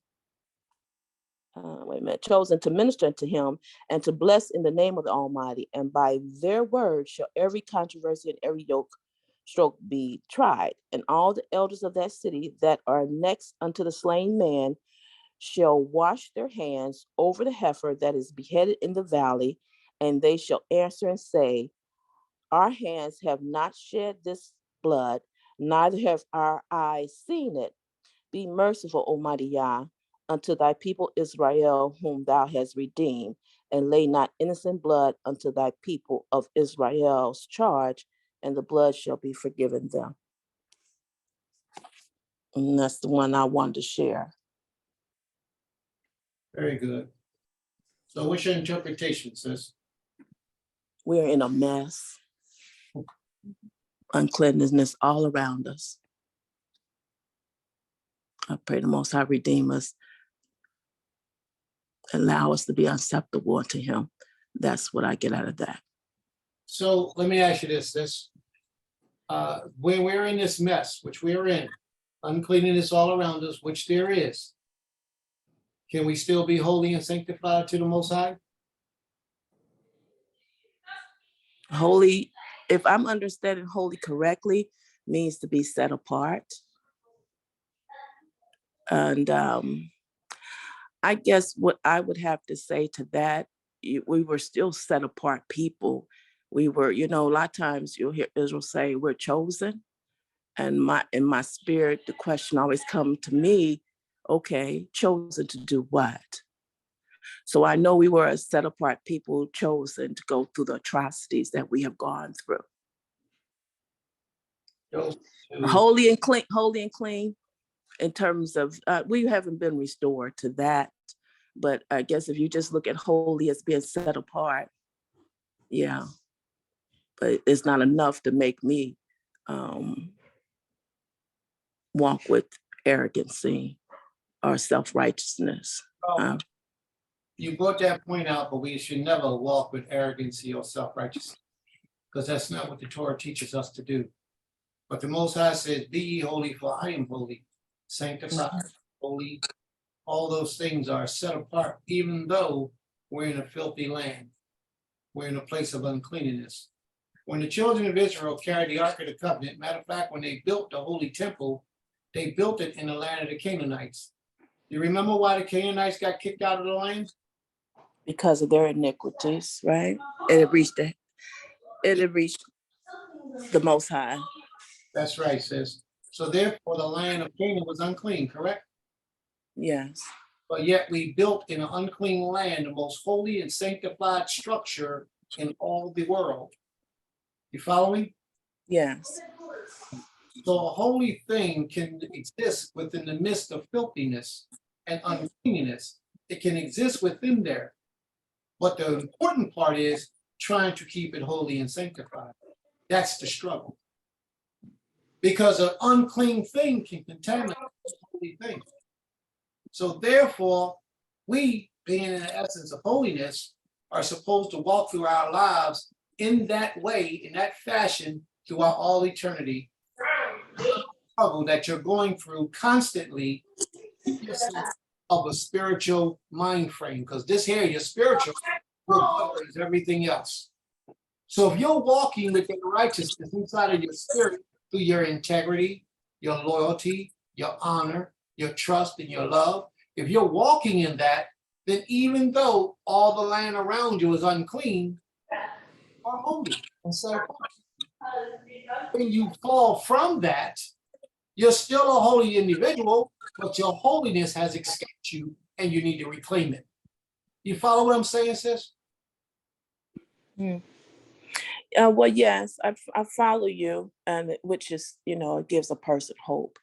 But my brain was still thinking about when you talked about the Canaanites and us going into the land and their filthiness and their unrighteousness that had reached heaven.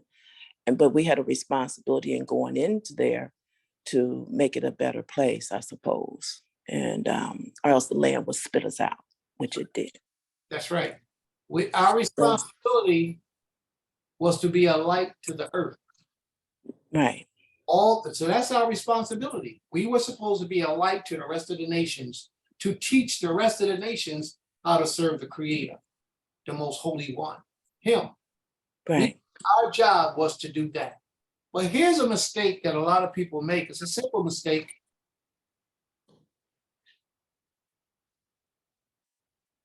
Let's go to Book of Exodus 9:6.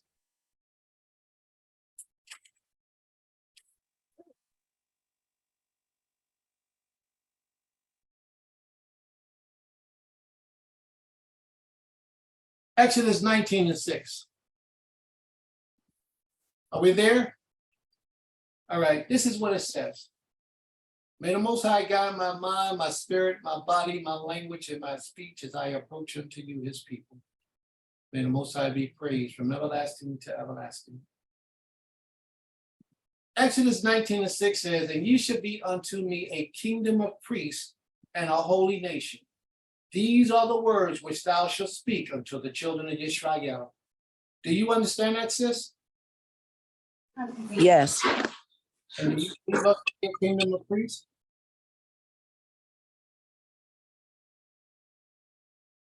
That last question again, please. Do you believe us, the children of Israel, to be a kingdom of priests and a holy nation? Yes, Most High created us to be that. He created us to be that, but do you believe that's what we are? In some part, but no. I think that we are a stiff-necked, hard-headed, and rebellious people, and we don't want to share the Creator we don't want to be a light into all the nations. But why do all of our people say that we are a nation of priests? Why do people say that? Yeah, why is it so commonly known that we're a nation of priests if it's not true? Well, I don't think that we're living up to what the Most High created us to be. I think that we fall short of our commission. So, but I'm not the judge, and Israel don't belong to me. So, but I want you ask me a question, I have to answer you truthfully, from my heart. Well, your heart has not deceived you. Your heart is actually accurate. But so many people teach that we are a nation of priests. And we're not. We're not. You know why we're not? Because the very first part of that nation of priests was a covenant that the Creator said we will fall under if we did a certain thing. Now go to verse 4 and 5. Let's go to verse 4. This is what verse 4 says. Ye have seen what I did unto the Egyptians, and how I bare you upon eagle's wings, and brought you unto myself. Now therefore, if you will obey my voice indeed, and if you will keep my covenant, then you shall be a peculiar treasure unto me above all people of the earth. For all people of the earth is mine, and ye shall be unto me a kingdom of priests. But we had a job to do, and we failed at our job. Do you understand me? Yes. So therefore, if we failed at our job, then we're not a nation of priests, right? Not yet. Not yet? Okay. So now let's say this. The moment that we turn back in the direction of serving the Creator like we're doing right now, do our priestly nature return back to us? Do our holiness return back to us, or is it forever forgotten?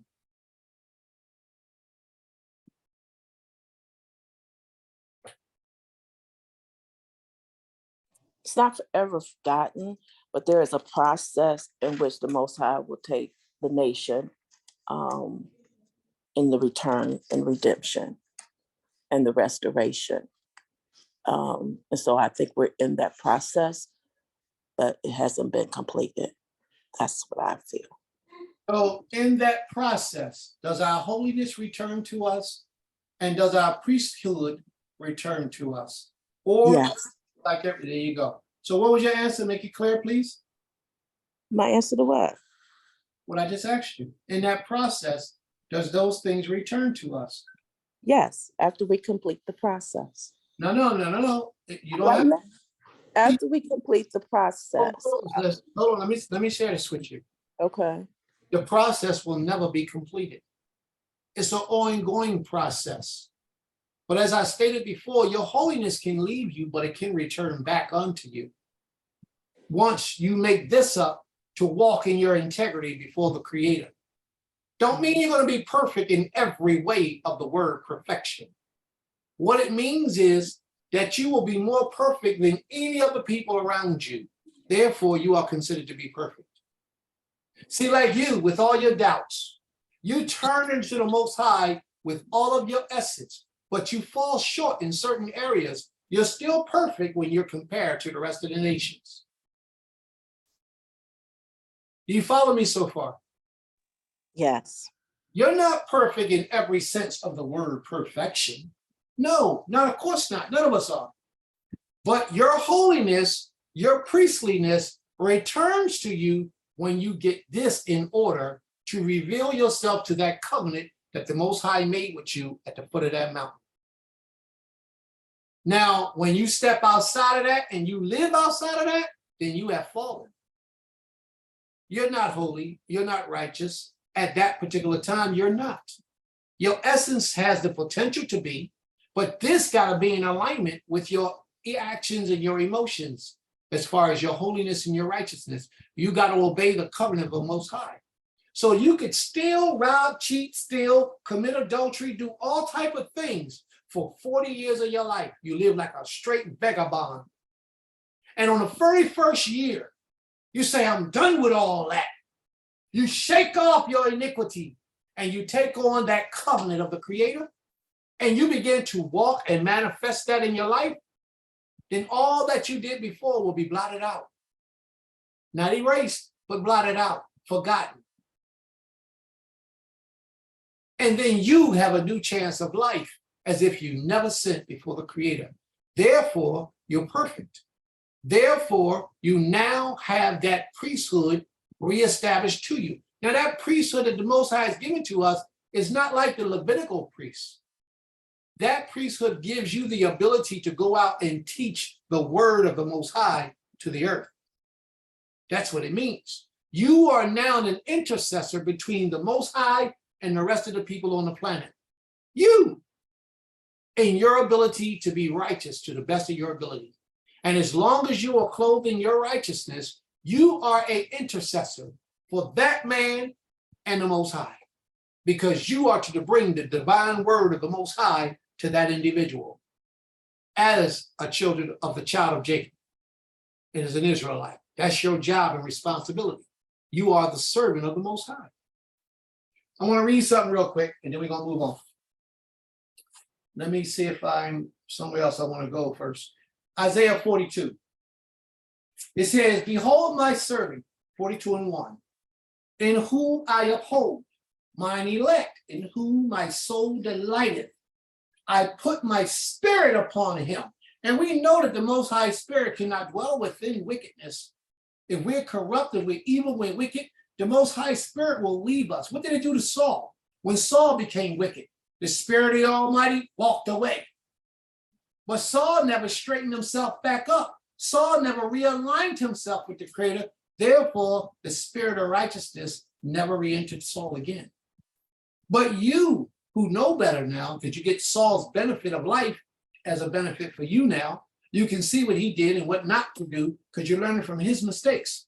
That's why this is a book of remembrance. That's what this book is called, a book of remembrance. So you're learning from those who walk before you how not to get out of alignment with the Creator until your personal test comes. When your personal test comes, you are to use the book of remembrance, and you're supposed to, zakar, remember them, and do what you're supposed to do. Here we go. Behold my servant, in whom I uphold, my elect, in whom my soul delighteth. The Most High soul will only delight in you if you're doing everything in your power to serve him, even if you're wrong, but you're giving him the best that you got to give, all that you know how to give. He'll be merciful because his soul is delighted in us. He says, I have put my spirit upon him. He shall bring forth judgment to the Gentiles. What is the purpose of the child of Israel? He's supposed to go out into all the earth and teach the earth of the Creator. That's his job and his responsibility. A true Israelite servant of the Most High, that man who stands in that seat of judgment or as a priest, his job is to lead the earth unto true salvation, which is the Most High. That's what we're supposed to do. Watch this. He shall not cry, nor lift up, nor cause his voice to be heard in the streets. You're not supposed to be out there in the streets broadcasting on them corners, talking that stuff about the Creator. That's not what you're supposed to do. They're not supposed to do that.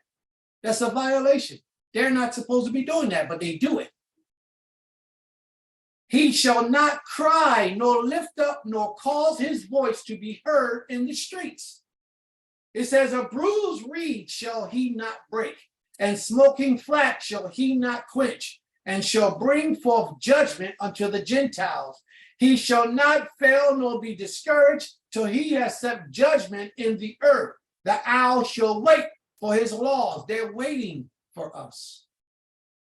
This is how you know that Isaiah 53 is talking about the children of Israel. Isaiah 58 is talking about the children of Israel. This is how you know.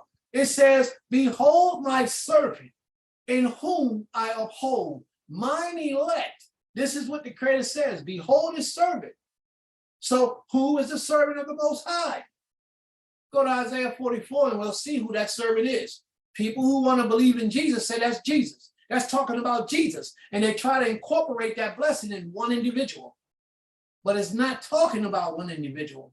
It's talking about the nation of Israel in their right standings of righteousness before him, when they get their mind right to serve him. Isaiah 44, it says, yet now hear, O Jacob, my servant. Who's the servant of the Most High? Yaakov, Yisrael. And Yisrael, whom I have chosen. Thus saith the Most High that made thee and formed thee from the where, Rosh? From the womb. That's Rosh's lesson. You have been chosen from the womb, which will help thee. Fear not, O Jacob, my servant. He repeats it. Fear not, O Jacob, my servant, and thou Yeshurun, whom I have chosen. Now, why does he keep breaking down Jacob and Israel? Because Jacob, supposedly, Jacob shows the whole house of Israel conglomerated, everybody back together again, because he was our father and we all come from him. Israel is talking about the 10 tribes, everybody except Judah. But the Most High is conglomerating them all together when he says Jacob. Because we are all the children of Yisrael, Jacob. But when the kingdom was split, the other tribes we called Israel, but the tribe that stayed in Judah, we called Judah. In Ezekiel, the Most High says he's going to bring Ephraim and Judah back together again as one stick, because Ephraim ruled over Israel. Those tribes in the northern kingdom, they were known as Israel. Ephraim ruled over them. Judah ruled the southern kingdom. Therefore, the Most High says he's going to bring them all back together again. That's why this prophecy is set up the way it is. But we are the servants of the Creator. Nobody else, just us. We got to get ourselves together. That righteousness, that holiness, is on us to do. We are those ones. But everybody run around talking about we priests and don't even understand that you only priest if this is right. And you fall under that covenant with the Almighty. You don't have to be perfect, but you got to be living by that covenant that the Creator gave. And if you're not living by that covenant, you're not a priest of the Most High, even though you're an Israelite. Because he said, if you do this, then this is what you'll be to me. But if you don't do it, then you're not that. So stop claiming it if you're not giving your life over to the Almighty in totality, to the best of your ability. You follow me, sis?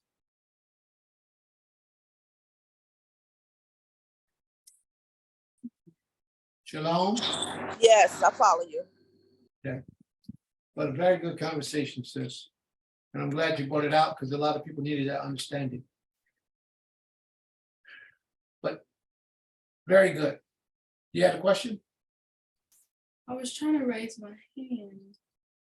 Is that okay? Yeah, go ahead. What's your question? Because I remember some people in the camps, I think they would use some type of scripture, probably a New Testament, that talks about going on the highways and byways or something like that and teaching the word. I don't know where that scripture is. It's probably in New Testament, but you just read something about they're not supposed to do that. But oh, Brittany says, New Testament. So yeah, it probably was in New Testament, but the reason and we're not supposed to do that is why though? I guess is why what I'm trying to understand. Because the Creator said not to.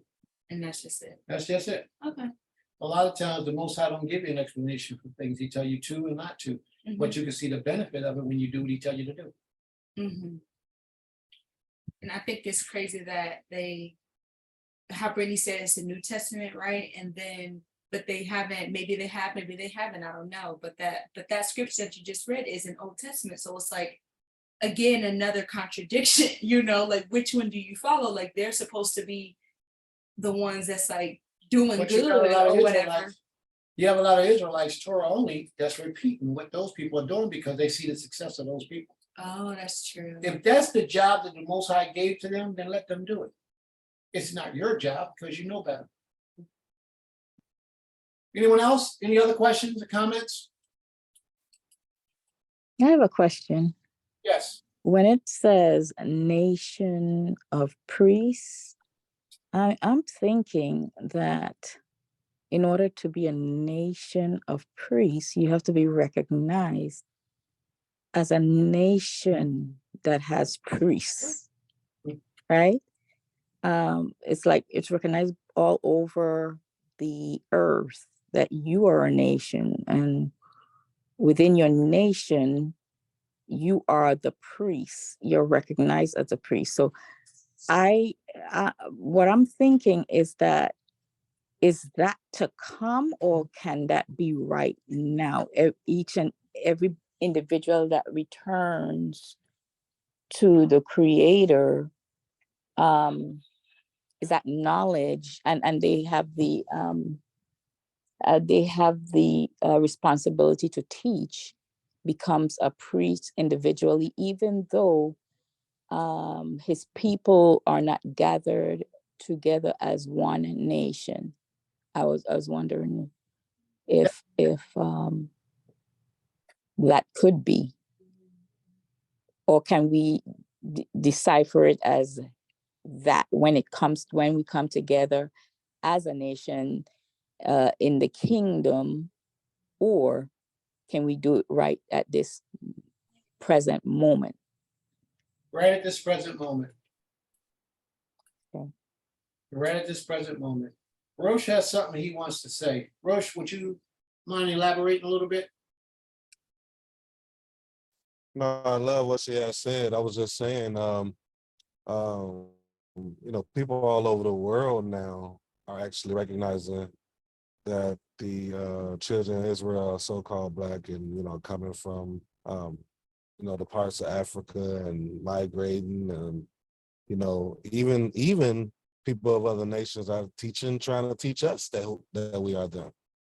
So with that being said, because I will say this, even people within the Christian church and stuff like that, they don't understand the offices that we have. So I love that you brought that out, as far as like the office of the priestly office and stuff like that, but just the fact that they're recognizing who we are, which we don't need them to recognize us anyway. I think that the most the person, or the Most High, who's it's the only one that we should be concerned about recognizing us, so that we can have the confidence to fulfill who we are. And once we have that confidence, we start to move in it through our actions, and people are going to recognize it because they're going to start reading and saying, "Oh, I mean, he's wearing that, and he's acting like this, or she's acting like that."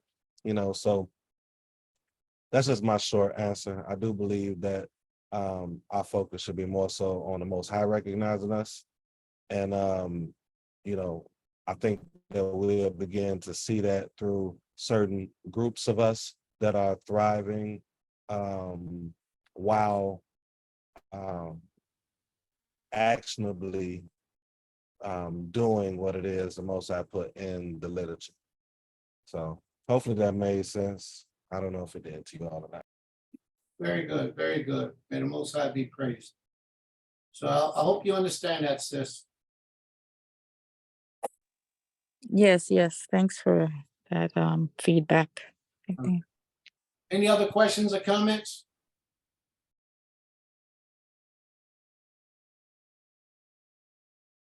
Any other questions or comments?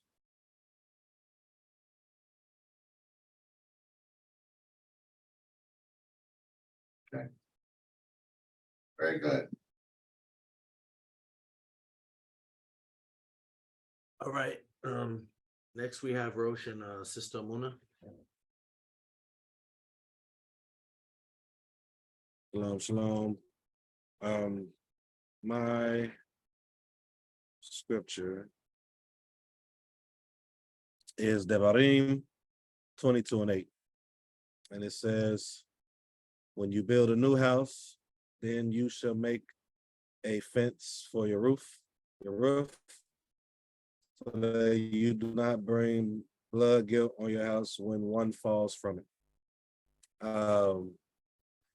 That one is, I'm looking at it twofold. One, you do want to just have safety on your home, especially if you have like some type of balcony, you want to have some type of fence amongst it. But I'm looking at it spiritually too, like you want to have a fence around, and I know that's not the intended thing, but it could be around your home in general, from man and woman, and then also just from us as a people.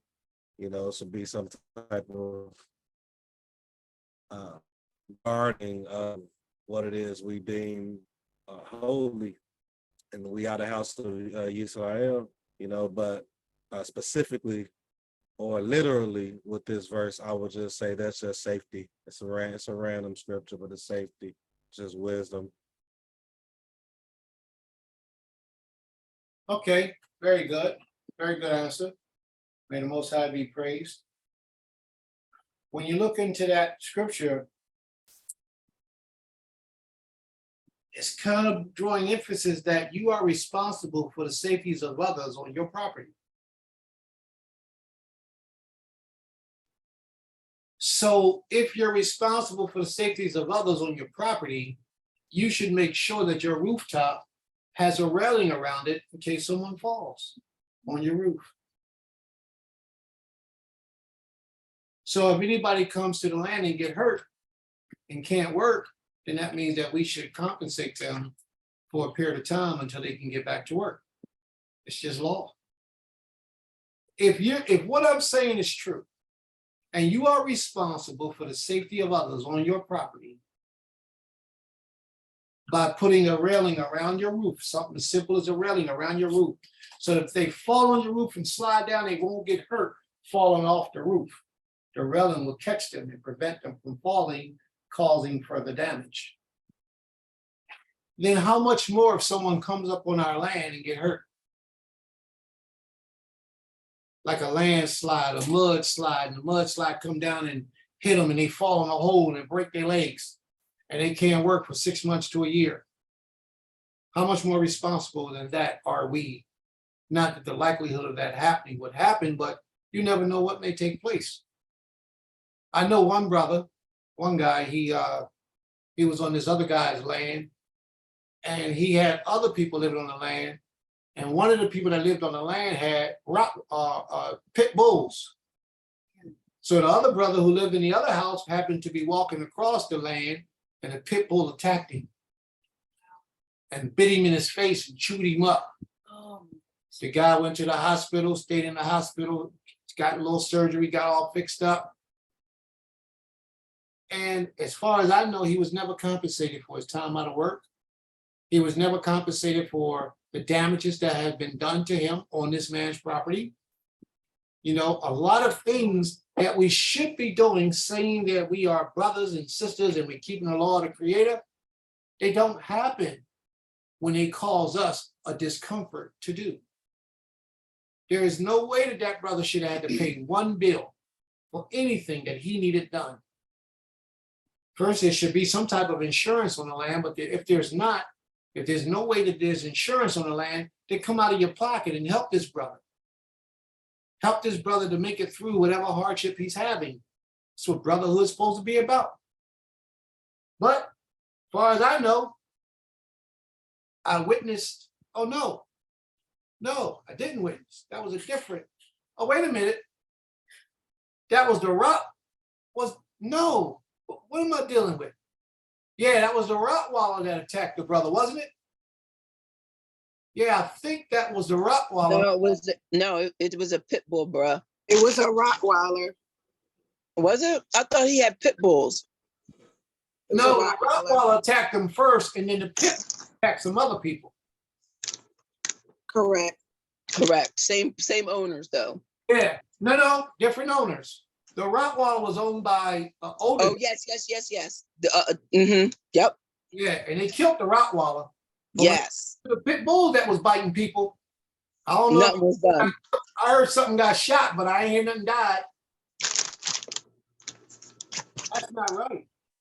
But either way it goes, you're supposed to be compensated for the damages that people receive on your property. You should be compensating those people, at least, at a minimum, trying to make sure they cool. And I haven't seen it in Israel today. But we're not going to be like the people we talk about. We're going to be the example for the rest of the world. Okay? So that people can see what they're supposed to do, because this law is going to come alive through us. All right? And nothing I said was out of law, out of context. Everything was exactly correct. Any questions or comments, family? Yeah, I was gonna say, if we are called by the name of the Creator, we have to represent Him and who He is, because it will put His name to shame if we do not do this with our own brethren, Right. much less we're gonna do it to those people out there who we're supposed to be priests to are not going to trust us. The Creator Himself has spared us, and or has not done away with us because of His name, for His own name's sake, and the covenant He had made with our forefathers. So much less we ourselves have to represent His name totally, so we have to abide by, not even if it wasn't a law, it is just a courtesy, it is just compassion, you know what I'm saying? It's just compassion that other nations might do also. I mean, they might do it better than we do. You see what I'm saying? So we have to look about our brother, see that they're okay,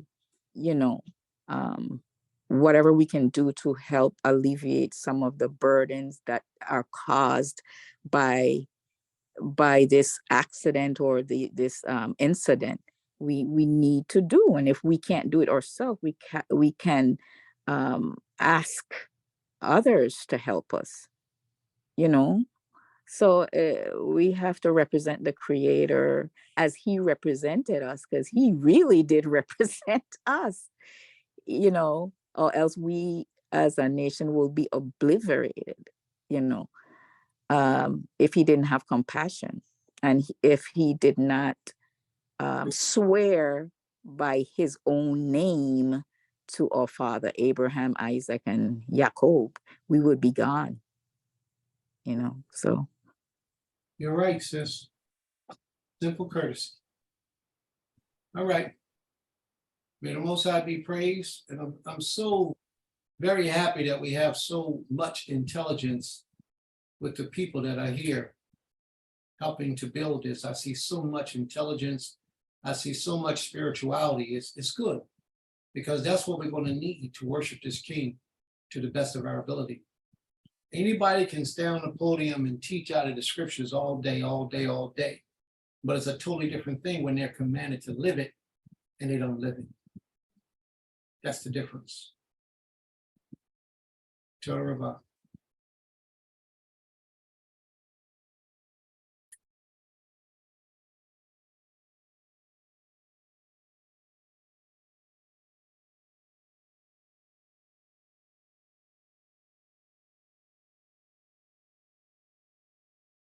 All right, next up, I think 22, which is A. Oh, sorry. that's all right. Go ahead. Shemot, Exodus 22, verse 25 to verse 26. If you take your neighbor's coat as collateral, you are to restore it to him by sundown, because it is his only garment. He needs it to wrap his body.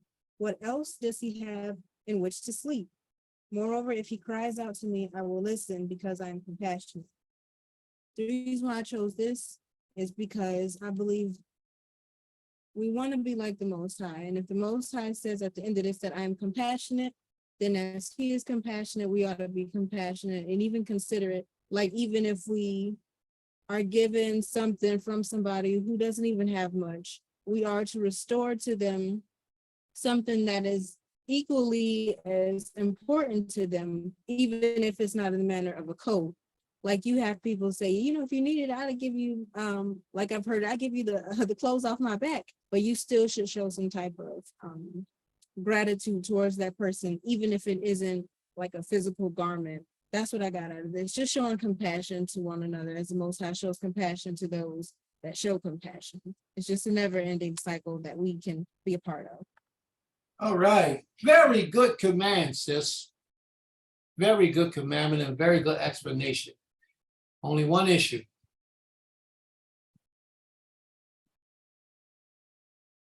You ready? Murad? King. Only one issue. Somebody said it earlier. I think it was Brother Benjamin that gave that commandment earlier today. Was that you, bro, Benjamin? Yeah, we came in when he was finishing up. Oh. See, that spirit was still lingering around. Needs to been said.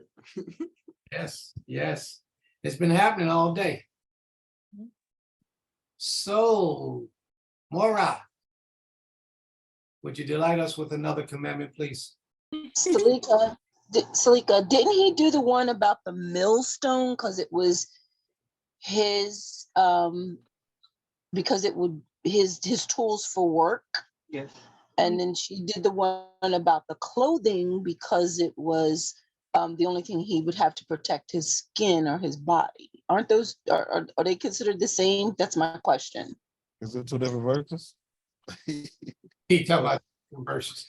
Verse. Brother Benjamin, Hey, how about you? What did you think? What did you understand? Was it the exact same thing or was it different? I think it's kind of the same. I mean, I don't know. It's different, but I thought it was the same thing too. kind of. Well, look. Same verse. Is it the same verse? That's what I'm asking. But says her husband is pleading his case, you know. Not the same verse though. Hey, bro, Yes. says her husband So is if it's not the same verse, it's a different law. Cause somebody came up with the Deep Zeets too. She had that verse. Who did the verse that she did? You was about to do? Who came up with the Zeets verse earlier? Mariah, I think you. Me. who was it? Yeah, she had. Or Neat? Yeah, so this was the second verse she found because she was gonna read that one.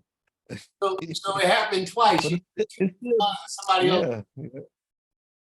Well, technically, Yamas did a different verse though, so you know.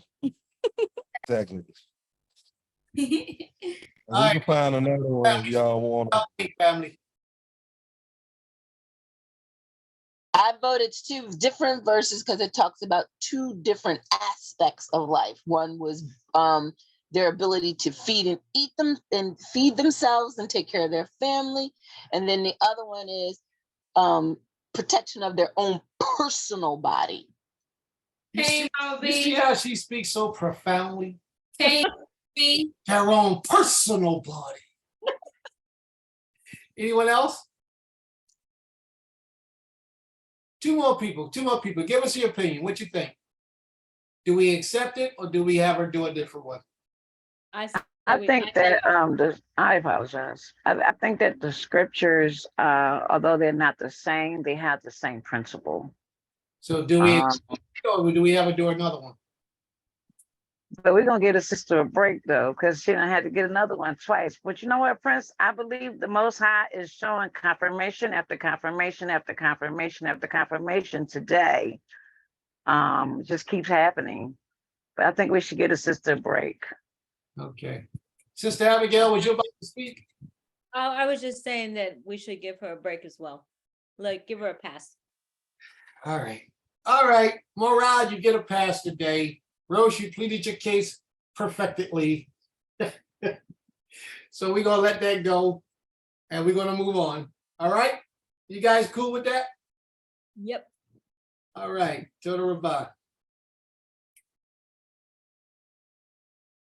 The people have spoken. Yes, we have. All right, next we have Sister Laurel.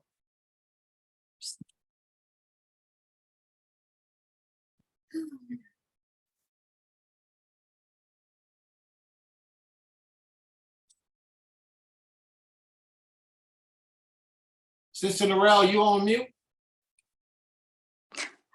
Yes, I'm here. Thank you. Yep, I was on mute, but I just unmuted.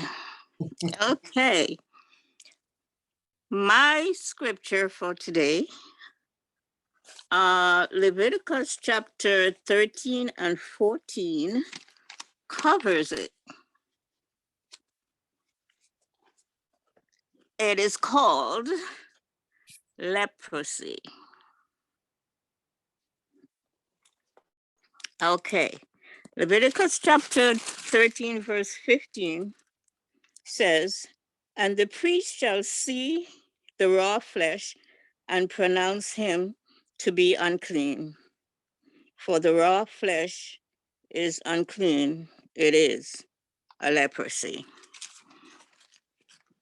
And in verse 54 onward, it also says, "This is the law for all manner of plague of leprosy and scall, and for the leprosy of a garment and of a house, and for a rising, and for a scab, and for a bright spot, to teach when it is unclean and when it is clean.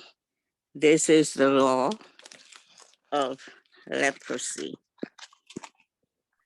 So with this leprosy, we know that the priest, one has to see the priest,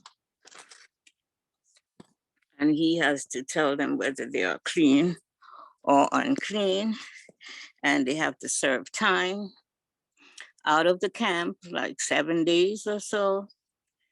And it goes on and on and on from one thing to the next.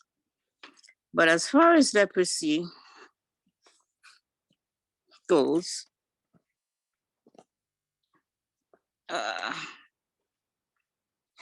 it is a disease, a contagious disease. They say it's not highly contagious though. And they said it can be spread from person to person, possibly transmitted through airborne, maybe droplets, such as when a person or an infected person cough or sneezes. And it also can be spread or caught based on one's immune system. When I heard that, I said, well, most people today have already compromised, who took the JAB, have already compromised their immune system. So, as we know, it's been one thing after the next. So here we go again. Okay, they say you cannot get leprosy by hugging, shaking hands, sitting next to a person, or even sexually. That's what they say.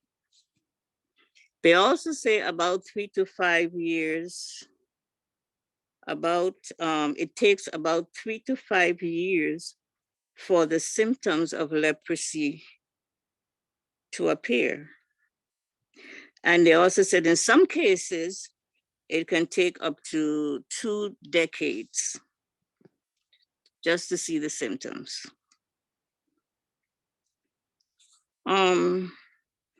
They say also when it's in an advanced stage, it can cause paralysis, vision loss, disfigurement of the nose, permanent damage to the hands and feet, shortening of the fingers and toes, chronic ulcers on the bottom of the feet that doesn't heal.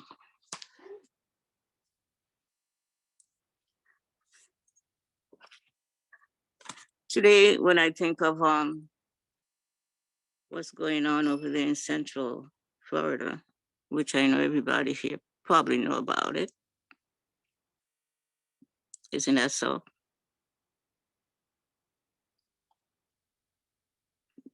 It is said that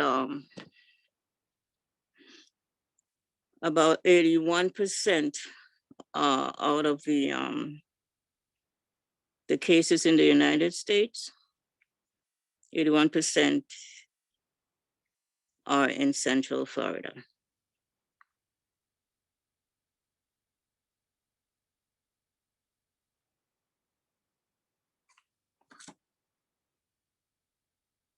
So, what do we think about this, brethren? So what's happening in South Central Florida?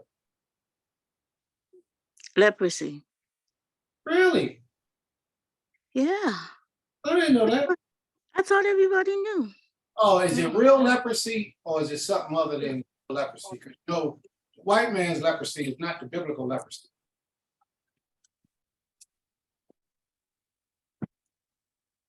The biblical leprosy is when your skin turns different color.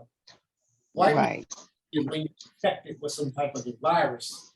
According to I heard it was leprosy too. According to a picture that I saw on somebody's foot, I also saw white on their foot.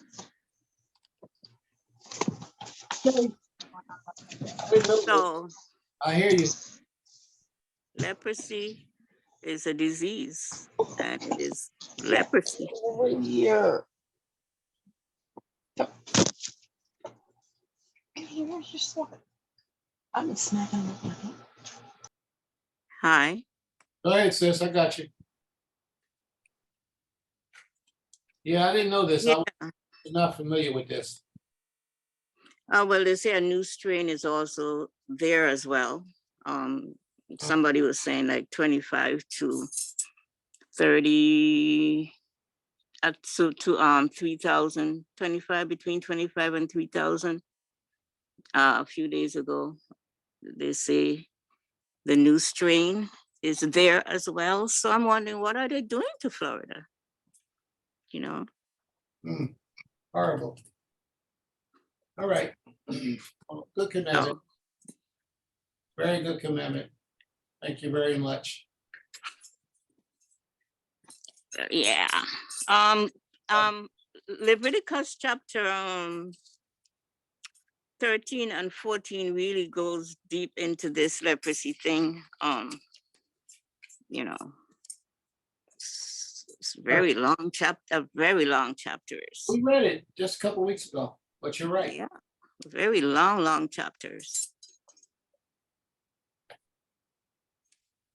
Okay, so that's I can read my scripture again. No, you don't need to read it again. We understand. Okay. May the Most High be praised. Thank you for the cooperation. Torah. Hallelujah. All Right, Sister Priscilla, would you like to give us your commandment?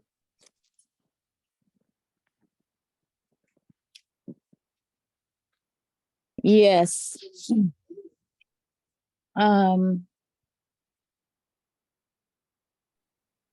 Yeah, the leprosy is a talk, really, it's been talked about all over. I've heard it here in Georgia. People are talking about the leprosy that is going on there in Florida. I didn't know it was concentrated in Central Florida, though. I thought it was just mostly South Florida, but I can see why, because that's the vacation spot. So, I guess we just have to be mindful of what's going on. Is that your commandment, sis? No. I was just commenting on the leprosy.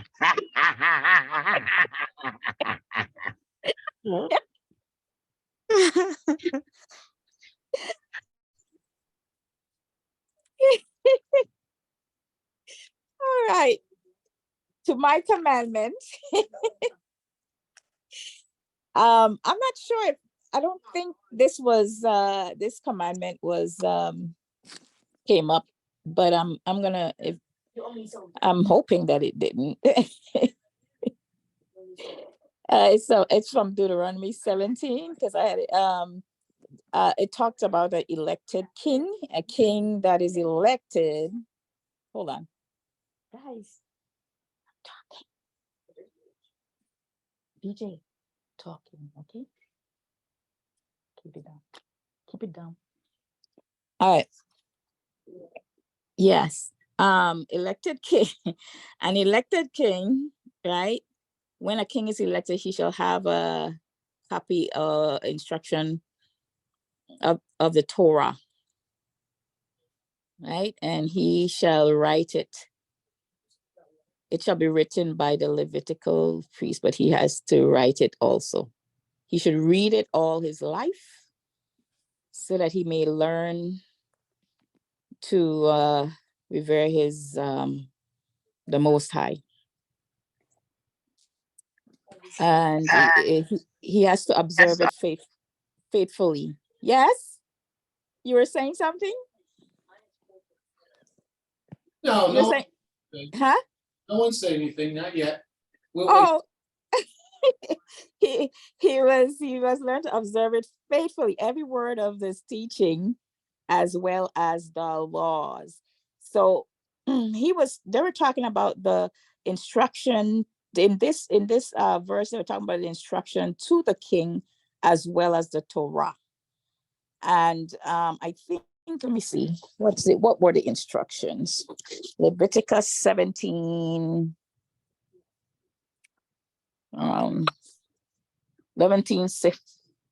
15. Okay, and it says here, you may indeed set a king over you, whom the Most High, your Elohim, will choose, one from among your brothers. You shall set as king over you, and you may not put a foreigner over you who is not your brother. only he must not acquire many horses for himself or cause the people to return to Egypt in order to acquire many horses. And are those horses for war? Is that was that like a military thing? Why he was not to acquire horses? That's the question that I had in my mind. Since the Creator has said to you, you shall never return to Egypt by that way again. So, and he said, he shall not acquire many wives for himself, lest his heart be turned away, nor shall he acquire for himself excessive silver and gold. And when he sits on the throne of his kingdom, he shall write for himself in a book a copy of this law. And that means that this law, which means all the instructions that prior instruction that were given to him, approved by the Levitical priest. And it shall be with him, and he shall read it all the days of his life, that he may learn to fear the Creator, his Elohim, by keeping all the words of this law and the statutes and doing them. So not only the Torah, but all the instructions that were given to him, that his heart may not be lifted up above his brothers.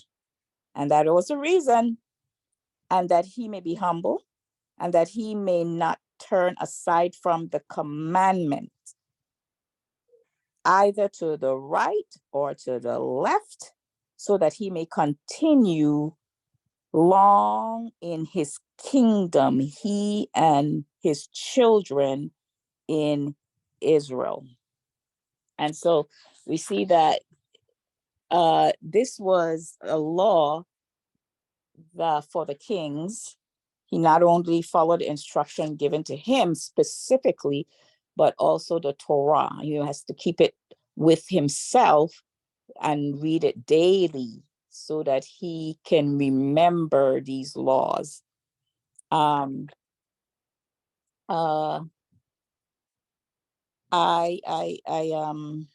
thinking, is this specifically for, because right now this was when they were forming that kingship, when our forefathers wanted a king. But will this be a law when we gather together as a nation again? Will we have a king over us? These laws will be in place again. I just wanted to know that. Well,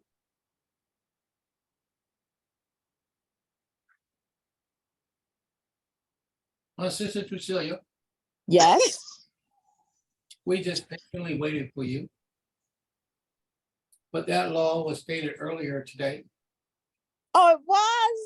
I know. I heard a snippet of it, but I didn't know it was a law.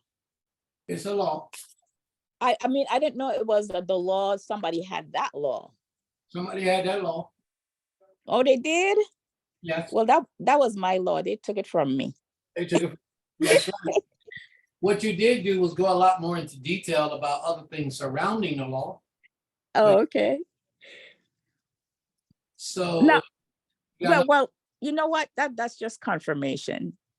And then I wanted to get to know a little bit about the horses. Was the horses representative of a military might, or was he telling them not to gain so much horses because so that they can be proud that they have this big military and that the Creator was still there, or because the Creator was still there to fight for them or with them? I don't know. Or I don't know. Oh, Were horses, what I'm asking, were horses representative of military might? no. Okay. What was the horses for? You want to read it again? It said, Neither shall he multiply. he must not acquire many horses for himself or cause the people to return to Egypt in order to acquire many horses. Yeah, now stop right there. Since, okay, He should not acquire many horses for himself, mhm, for the sake of causing the people to turn back into Egypt for many horses. Meaning that the people were supposed to take care of the king. Now, if this king got a whole lot of horses, the people's demand on the people is going to be a lot greater. But we're not talking about horses per se. We're talking about the livelihood of the king. The king is supposed to live a humble and meek life, not like the European oppressors do it today, where the king has everything lavish. That's how they do it today. Everything lavish. The people still supply the needs of the king, but they live lavishly. They got 50, 60 horses, maybe a stable. The creator's not saying that the king can't have that many, but he's not to multiply and get a whole lot of horses where it become burdensome and he have to put the burden on the people. Because when he talks about them returning back into Egypt, he doesn't want them to return back into slavery, just to supply the selfish needs of a king. yeah, and the reason why I ask is if it's representative of military might is because when they were crossing the sea, though the chariots and the horses were what were used to pursue them, which were drowned, and the song even talked about the Pharaoh and the people and their horses were drowned into the sea. Yeah. So that's why I was asking, are they not to build up military with horses, or it was representative of military might, because the creator is the one who fights for us, and so that we don't say that we were the one that won these wars or whatever. I don't know. So that's why I was asking. Yeah. Mhm. It's because the Most High doesn't want to put a burden on the people. If Okay. his burden is on the people, then he's not leading properly because he has too many things that he desires and not what he needs. Therefore, he passed the buck, and the people are responsible for keeping up with the things that he desires. Okay. I want that. The king is actually supposed to supply the needs of the people by showing the people how to get what they need. Therefore, the people take the residual and give it to the king because he's the king. But in today's world, we don't get all that stuff. We're going to have a conversation after class about the king. We're going to have that conversation today after this recording is over. We're going to start a new recording and we're going to have that class. We're going to have a conversation about it. Long conversation, for an hour, maybe 2. It's no time limit. It might only last 15 minutes. It depends on who has something to say. Yeah. All right. Okay. Very good command. We're gonna let you slide with that one for now. Thank you.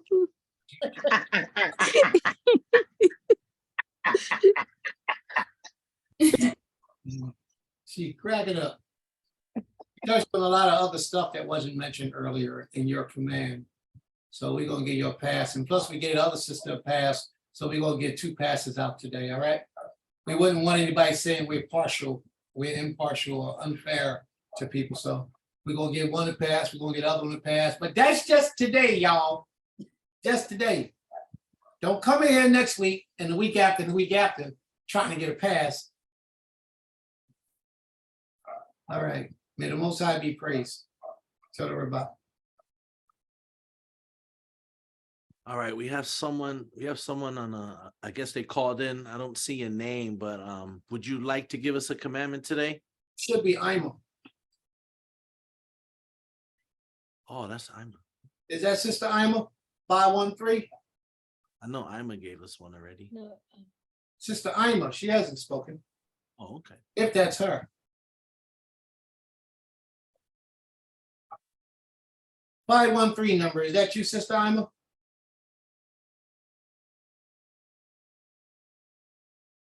Yeah, it was me. I was kind of busy, but bunch along. I had you on mute too.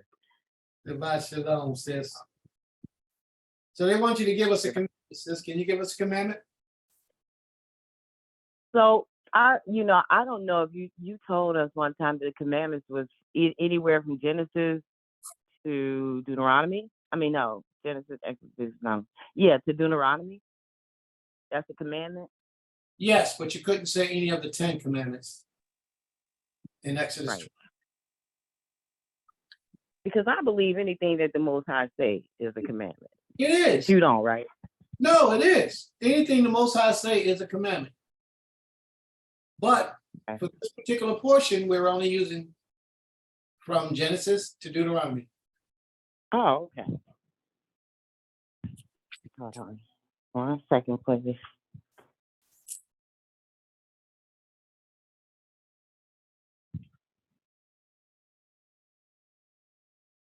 So I had Genesis 4 and 14. Well, I guess let's just start at 13. And Cain said unto Yah, my punishment is greater than I can bear. Hallelujah, hallelujah, hallelujah. Behold, thou hast driven me out this day from the face of the earth and from thy face. Shall I hide, and I shall be a fugitive and a vagabond in the earth. And it shall come to pass that everyone that finds me shall slay me. And Yahweh said unto him, therefore, whosoever slayeth Cain, vengeance shall be taken on him sevenfold. And Yah set a mark on Cain, upon Cain, lest any finding him should kill him. And so I was meditating on that about a week ago. And I thought about it, I said, well, if that was the case, then that would explain why, even to this day, we're not violent toward white people. Because I believe that they knew from the beginning that Yah said that, if you put your hand on Cain, I'm going to punish you sevenfold. Anybody who kills him or whatever, I'm going to punish you sevenfold. So I was just thinking like, Yah, are you saying that they were not supposed to kill their brother because it was against your rule? And so that's what I got out of it. So hallelujah. I mean, even to this day, I don't know what y'all think. May the Most High be praised. Total Rabak. So sis, are you saying that the white man is Cain? Yes. Anybody that has leprosy or yeah. So leprosy, how does leprosy got to do with Cain? Because it seemed like that was the mark y'all had put on him. Because, Do you know that Cain repented for what he did? Well, even if he did, once the Most High say something, he might have mercy on us, but it still gotta, play out, even though he has mercy on us. Okay. All right. All right. All right, sis. All right, what? Give me some feedback. What y'all think? Well, am I wrong? Am I right? Or is it right? Or there's no way that the white man is Cain. Because the white man hasn't been on the earth long enough to be Cain. And Cain's descendants was wiped out with the flood. So therefore, if the white man was Cain, he wouldn't have made it through the flood, so he wouldn't be here today. Not even through Japheth? Not even through Japheth? Japheth came out of Noah. Japheth came out of Noah. And Noah came through Shem or Seth, not Cain. Cain's seed was a different seed, and they all got destroyed in the flood. The only people who made it through was Enoch's seed, Methuselah's seed, Lamech's seed, Noah's seed. They were the only ones who made it through the flood.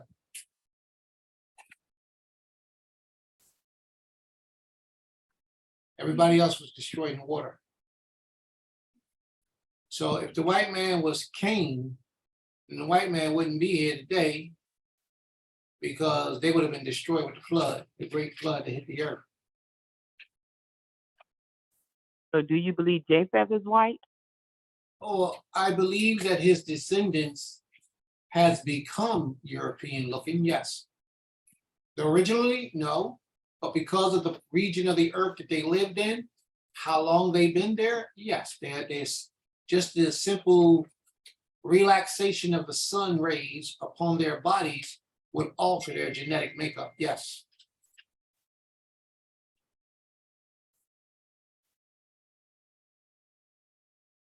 And if you look at those regions where Japheth and his people resided, it was up in Russia, the Caucasus Mountain, the European places where there's extreme cold, where the sun doesn't hit it like it does in Africa and most other parts of the world. Therefore, a lot of genetic mutation has taken place. But I do believe that the Europeans come through us, from our people, Black people, I mean, not the children of Israel.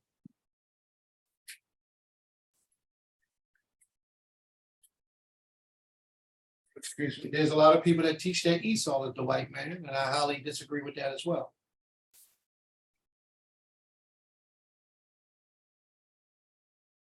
Right? Prince, isn't it true that That's a a lot of whole- people, I'm sorry, Sister Ima, what was you saying? That wasn't me. Oh, okay, someone else was speaking? I was about to speak, but I heard someone else was trying to speak. But Brittany has her hand up, so I'm going to yield. But I do want to ask a question before we go move on. All right, Sister Brittany? I know we all come from different teachings, so I was unaware of your thoughts on that. So I don't know if you have a video out here on that, because that's what I've been taught. What you been? With the Esau being the white man thing. If Esau was the white man, then that means Esau is your brother. Yeah, that's what they're teaching. No, they don't teach the white man is your brother, but they do teach that Esau is the white man. But it's not true. But I muted myself again. They did say that he was our brother, and so they had like a scripture where you shouldn't hate him. But obviously it's it's the whole thing of him being against Jacob, but it is Esau's brother. Okay. I mean, Jacob brother. Okay, well, I got to admit that I am unfamiliar with them teaching that he is our brother and you shouldn't hate him because he's our brother. Because mostly it's them two bookers that teach that, and usually they despise Esau with a passion and tell you you're supposed to kill him. But, it is what it. Yeah, that was the contradiction. They'll say that and they'll read the scripture where you shouldn't hate Esau, but I mean, the teachings was definitely to hate him. So it was like contradictory. Okay. Yeah, I don't believe Esau is the Europeans either. I mean, when we look at scripture, Esau mixed his seed with Ishmael's seed. And we all know that Ishmael is those people over in Pakistan, Arabia, all those places, the Muslims, the Muslim countries. And even today, the Muslims contribute Ishmael as their father. And all through the Bible, he has contributed, he has blessed his seed with the Ishmaelites. And that's in scripture. I do have a class on that a long time ago. I taught it. It's on one of these lessons. I'm not sure which one it is, but it's on one of those lessons. It's pretty old now. All right. So may the Most High be praised, and thank you all for your contributions. Bro, was that it? Or did we have some more to do? Oh, that's it. All right, my turn. Now I see it's 6:17, so I'm gonna try to make it quick so we ain't gotta be too long, all right? And then we can get into the meat of the conversation that we're about to have. All right, y'all ready? Ready. Prince, I told you I wanted to ask a question before we move on. My apologies, my apologies, my apologies. I forgot. So go It's ahead. okay.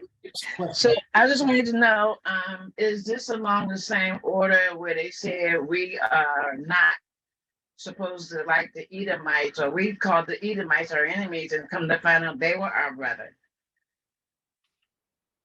Yeah, you're not supposed to hate the Edomites. That's a commandment. And it says because he's your brother. Okay. All right. Torah Rabbah, may the Most High be praised. Chatty Patty is activated. Chatty Patty, okay. I guess she'll explain that to us a little later. Chatty Patty. All right. All right, so it's my turn, right?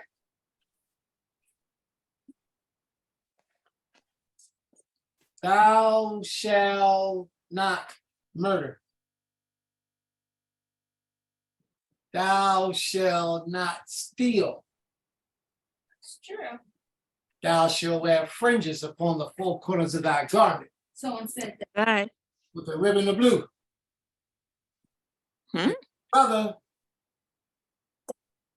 gives up or pledges his items that he need to work with as a pledge because he can't eat, then you can't take it. You gotta let it go and give him whatever he need to eat. Is that right? Something like that, right? Wait, what? All right. This is what I want to get into. I have a question. Yes? Malika, sorry to interrupt your wisdom, but I thought you said we can't give any of the 10 Commandments. Oh, is that what I said? Oh, man. That's the whole purpose. That's why I said it, so somebody can say, stop it, Prince, stop it. I had to make sure y'all was listening. You with me? Mm-hmm. And I have to say, welcome back, sis. I haven't seen you in a long time to the Shabbat service. So my hat is off to you. Shabbat Shalom Lak. Okay? Shabbat shalom.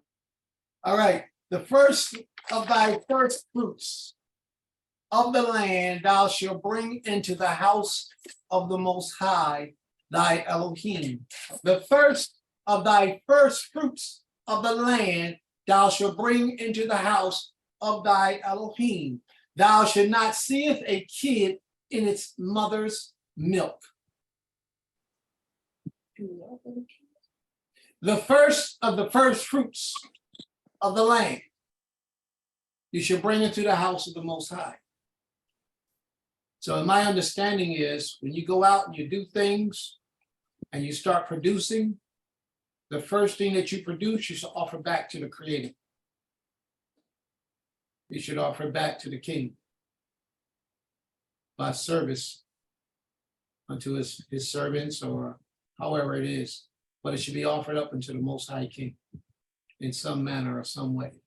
Thou shalt not seeth a kid in his mother's milk. Thou shalt not seeth is boiled. Thou shalt not boil a kid in his mother's milk, because that child is accustomed to using that milk for food. And you're boiling him in the milk that he's used to eating and digesting. That's a wicked thing.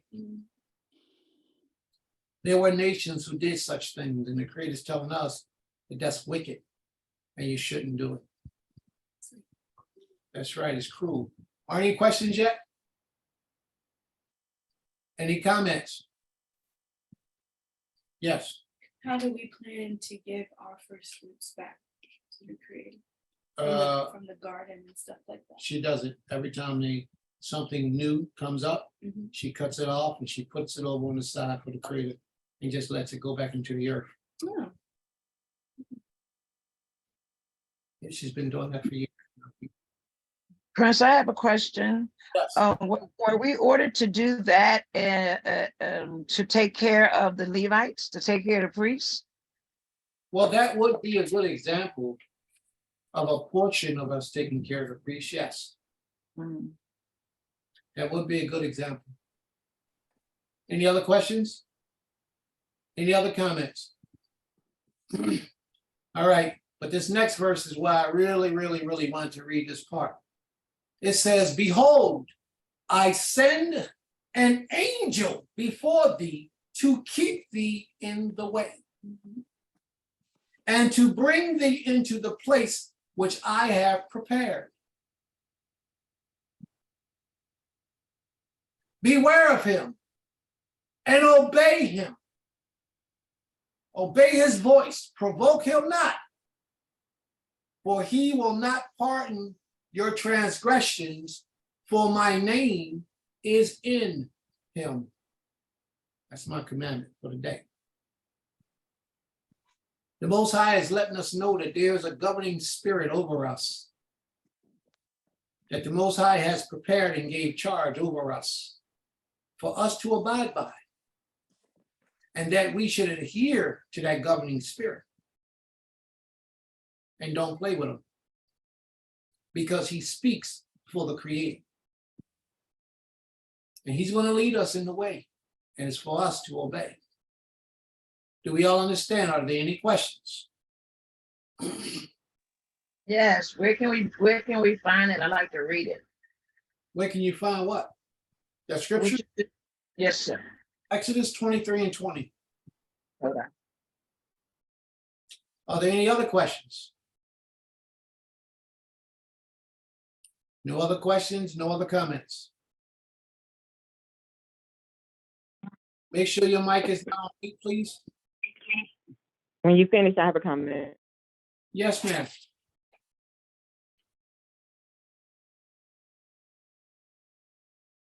Sister, When you finish.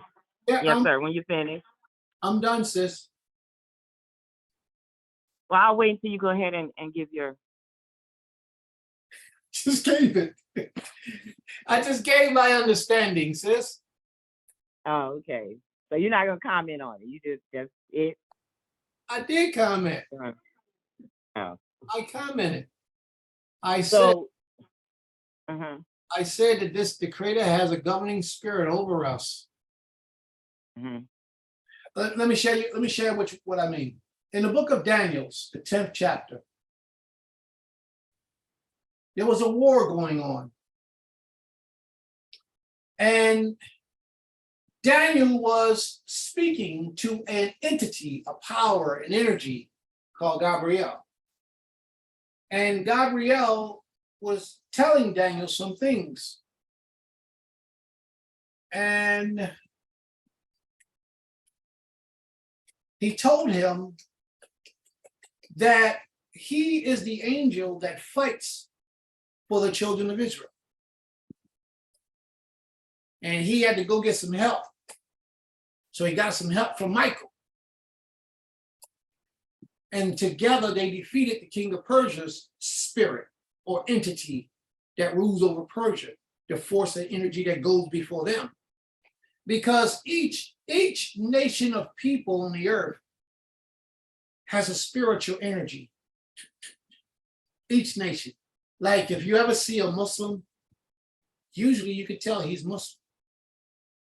If you ever see a Pakistani, Indian, usually you can tell they're Indian.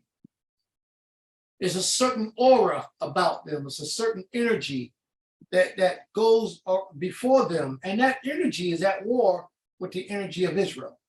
That energy of Israel, not mentioning the Creator, but the spirit that governs Israel. If y'all can understand where I'm coming from.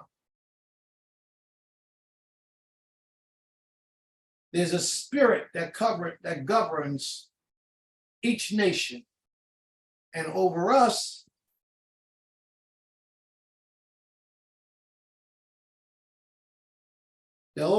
is the spirit of Michael.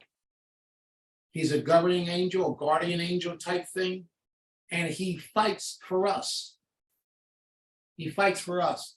Let's go to Daniel's 10.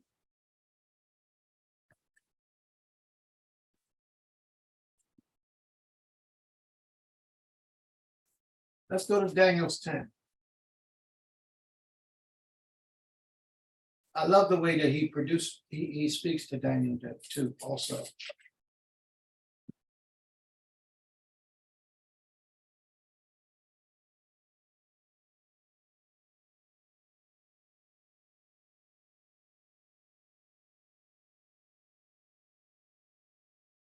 All right.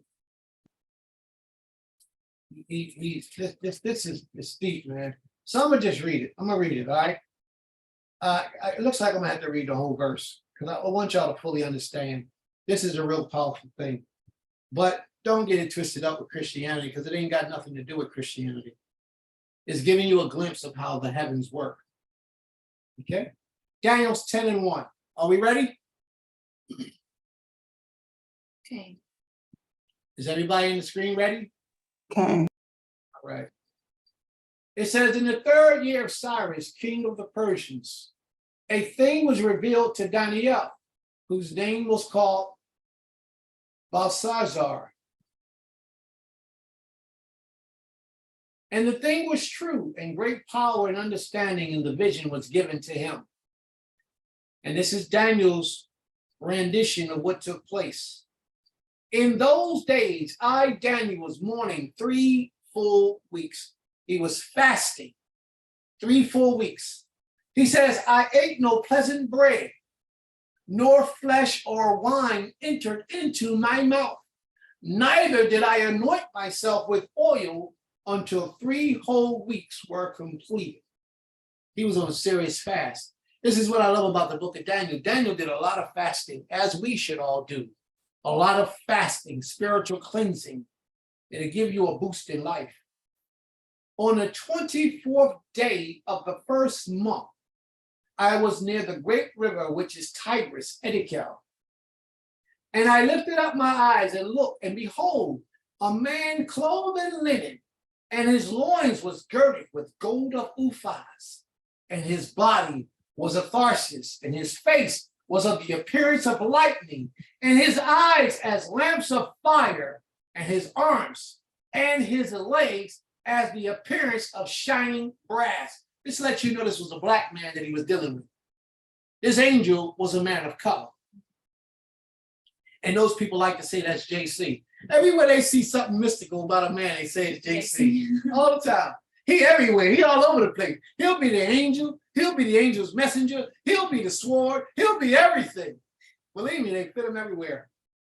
And the voice of his words as the voice of a multitude. And I, Daniel, only saw the vision. And the men that were with me saw not the vision, but a great amazement fell upon them, and they fled in fear. So I was left alone and saw this great vision, and there was no strength in me, and the glory, my glory, was turned into corruption, and I retained no strength. Do you know that the authors of the New Testament plagiarized almost verbatim, word for word, and threw that story in the New Testament and said that Daniel was Paul? They changed that whole story. They didn't change it. They kept it just like it was. But instead of it being Daniel's story in the book of Daniel, they said it was Paul in the book of Acts and in the book of Romans. They try to make it like it was, no, it's 3 places in the book of Acts. I think it's Acts 9, Acts 23, and Acts 26, I believe it is. But that same story, and in Acts, they tell it 2 different ways. One way in the first part of Acts, then he tell the story again, and it's told a different way. And then somebody repeats the story, and it's told a 3rd different way. It's the New Testament. He says, yet I heard the voice of his words. And when I heard him, I was pricked in the heart. And I fell with my face to the earth. And behold, a hand touched me, and it raised me on my knees. And he said unto me, O Daniel, man greatly beloved, understand the words which I speak to thee, and stand upright, for I am now sent to thee. And when he had spoken to me these words, I stood a trembling. I'm gonna tell you, when I read stuff like this, it fills me with a passion. It's like I'm there. You know what I mean? It's not like I'm here in my house in 2023 and I'm reading to the family. It's like I'm actually there. I envision it with my spirit, my eyes, and I can actually see all this stuff transpiring as I read it. It's deep, man. And he said to me, fear not, Daniel. And this part right here touched me the deepest, because this speaks to the soul of a lot of us. Fear not, Daniel, for from the first day that thou didst set thy mind to understanding and to afflict thyself before the Creator, thy Elohim, thy words was heard, and I am come because of thy word. When I was talking to my sister earlier, I mentioned the fact that our holiness and that covenant coming upon us again, us being a nation of priests, is when we set our minds toward the Creator in righteousness and in totality. And that's exactly what Daniel did. And his words was heard. He didn't just fast, he fasted and backed it up. It's deep. He set his mind to understand. That means he didn't act like he knew when he approached to the Creator. You know that, y'all know how we do. We think we know everything. So when we go to the Creator, we don't even ask for permission. We just go up there and start talking. You know what I mean? That's how Daniel didn't do that. Daniel, he allowed the Most High to give him understanding because he was desiring to understand. He says, but the prince of the kingdom of Persia withstood me 21 days. The prince of the kingdom of Persia. Now, what you thinking is they talking about a man. When it says the prince of the kingdom of Persia, you think they're talking about a man, but they're not talking about a man. They're talking about a spiritual energy, an angel, just like what we just read in Exodus 23 and 20. It's an energy, an angel. This angel here is Gabriel speaking to Daniel. And this is what he says. But the prince of the kingdom of the Persians withstood me 21 days. And behold, Michael, one of the princes, and we all know who Michael is, right? He's an angel. But he's an angel on the side of Israel. Michael, one of the princes, came to help me. And I'm Gabriel. I left him there with the chief of the kingdom of the Persians. He says, I have come to inform thee of all that shall befall thy people in the last days, for the vision is yet for many days. And he's spoken with me according to these words. I turned my face to the ground and was pricked in my heart. And behold, as it were the likeness of a son of man touched my lips. And I opened my mouth and spoke and said to him that stood before me, O my Lord, at the sight of thee, my bowels was turned within me, and I had no strength. That's how he addressed Gabriel. Do you know what Gabriel means in Hebrew? Anybody know? What does Gabriel mean in Hebrew? Gaber, Gabriel. Rosh, are you present, Rosh? Okay.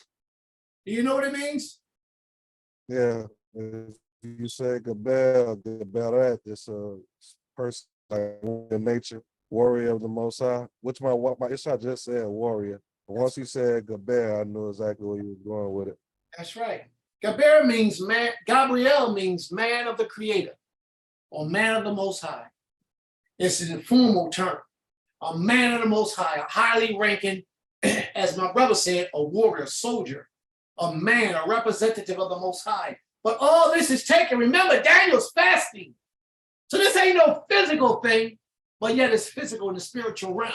He's on a fast. And he's experiencing this and sharing with us what he's experiencing. O my Lord, at the sight of thee, my bowels were turned within me, and I had no strength. And now shall thy servant be able, O my Lord, to speak with my Lord. As for me, from henceforth, strength will not remain in me, and there is no breath left in me.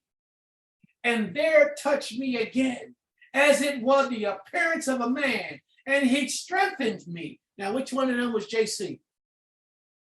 Was it the first man, the second man, or the third man? So don't even pay him no mind. And said to me, fear not, man, greatly beloved. Oh man, it's like he's speaking to my soul. Every time I read this, man, I get like really, man, this is some deep stuff, man. So you don't find this nowhere else in the scriptures. A man greatly beloved, peace be to thee. Quiet thyself like a man and be strong. And when he had spoken with me, I received strength and said, let my Lord speak, for thou hast strengthened me. When he got weak, it's because he submitted himself to the authority of that angel. Because he knew that that angel represented the Almighty. So therefore, in his mind, he's standing before the Almighty. He understood. Now I'm sharing with you so you can understand. He said, let my Lord speak, for thou hast strengthened me. And he said, knowest thou wherefore I am come to thee? And now I will return to fight with the prince of Persia. And I am going, watch this, and I was going in, and the prince of the Greeks came. See, each nation has their own angel presiding over them, given to them by the Almighty. Each nation. Now the Greeks got one. The Persians got one. We got two. Watch. But I will tell thee that which is ordained in the scriptures of truth. Scriptures of truth. And there is no one that holds with me in the matters but Michael, your prince. Wait a minute. He just said Michael was our prince, right? This man name is Gabriel. But he said Michael is your prince. But yet he was fighting with the king of Persia. For who? For us. On our behalf. Watch this, family. Don't watch this.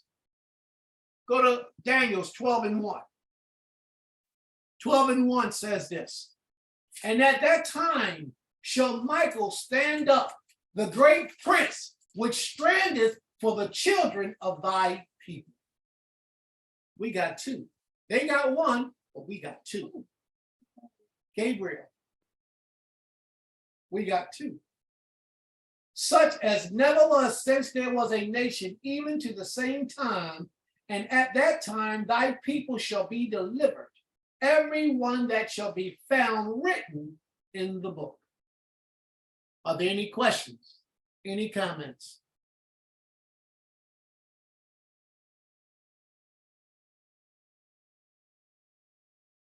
So let's go back to Exodus 23. Exodus 23:20. Behold, I sent an angel before thee to keep thee in the way and to bring thee into the place which I have prepared. When the Most High assigns an angel over us, it's best that we obey that servant. That servant comes in the person of the Creator. And that's who you're dealing with. You address your prayers not to the angel, but to the Almighty. That's who you address your prayers to, the Almighty. That angel may never introduce himself to you. Therefore, the Most High never told you his name. But you address your prayers to the Creator.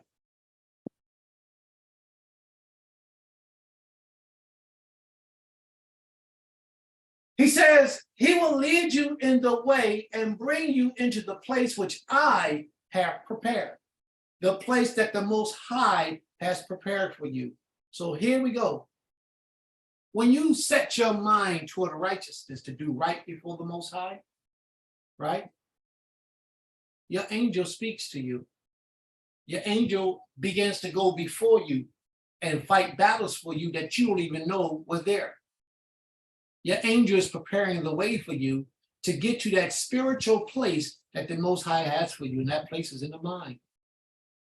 That spiritual enlightenment. You think brothers like Roche just arrived at that level one day where he said, I'm gonna serve the Creator? No, he had to work for that. He had to first set his mind and his spirit to seek understanding of the Creator.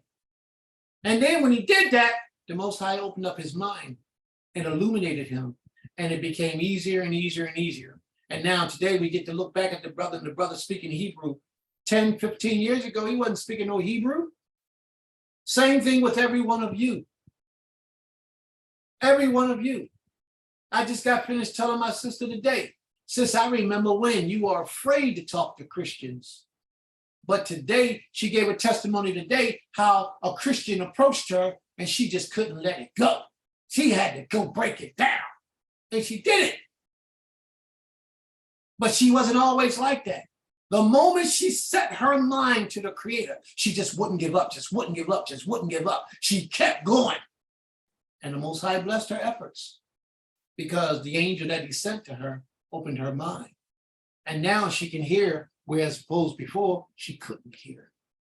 Now she can see, whereas opposed before, she couldn't see.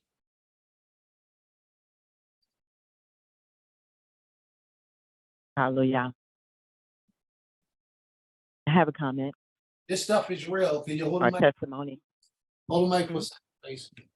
You had a question, Nishi? What you say? You Well, had a comment and a testimony, because I can fully attest to what you're saying, because I had an experience one time and a dream about an angel, but he had an afro, so I didn't think it was really from the Most High, right? Because I was, just starting out in my walk with him. But it was in an area where now I am today finding out that it was a significant part of the slave trade, here in Cincinnati.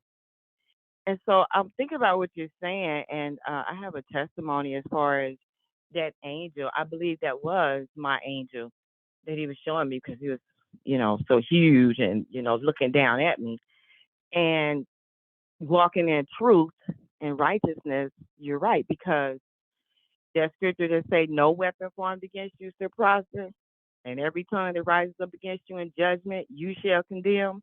Yes, that is so true if you walk in the truth and righteousness.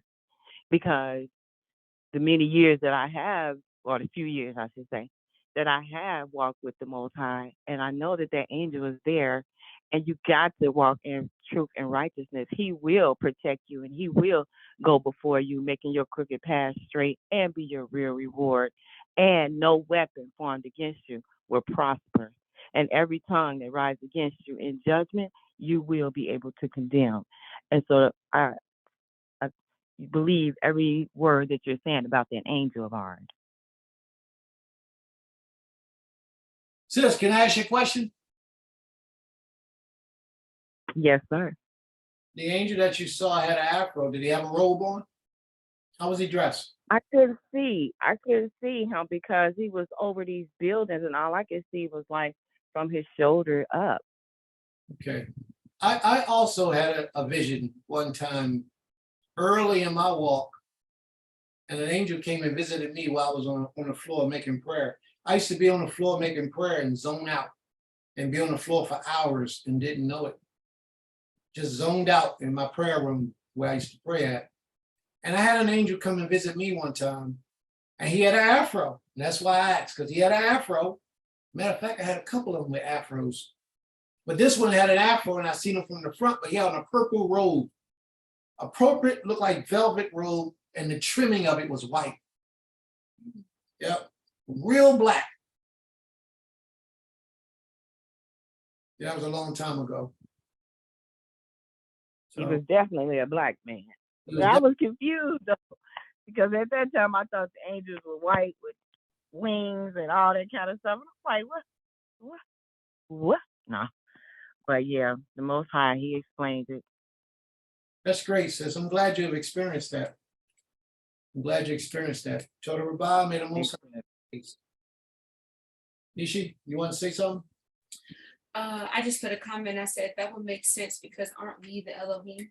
Absolutely. And I just had a thought, like maybe when we and maybe this is how it is, I don't know, but when we pass on and transition, when we, that soul that goes back to the Most High is the one that turns back into the fullness of that Elohim, and then we go back to whatever assignment, and maybe we turn back into that Elohim, into the angel. That's, I just had a thought, like, oh, that would for the cycle of things, that would make sense. But my question is, if the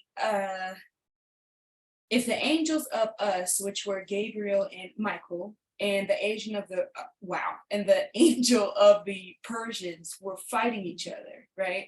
But they both work for the Most High. Like, why were they fighting? I don't understand. Because each nation was dominating the other nation.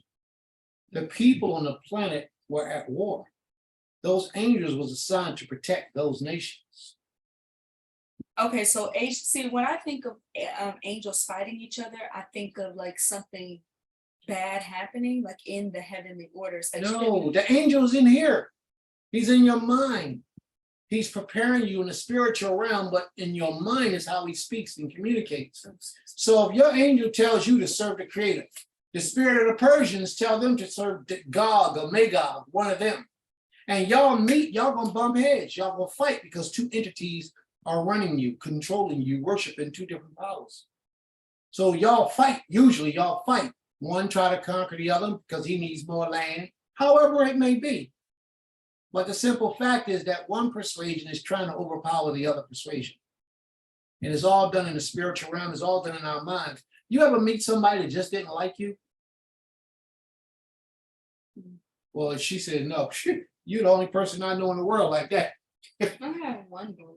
Yeah, a bully. I ain't saying about a bully. I'm just talking about people that just don't like you for no reason at all. You never did nothing to them, don't even know them, but they don't like you. A lot of times it's that energy, that spirit that governs them is not the spirit that governs you. Therefore, there's tension, there's, bitterness and things like that that takes place. Yeah, it happens. All right. Are there any more questions? So that, yes, sir. Excuse me.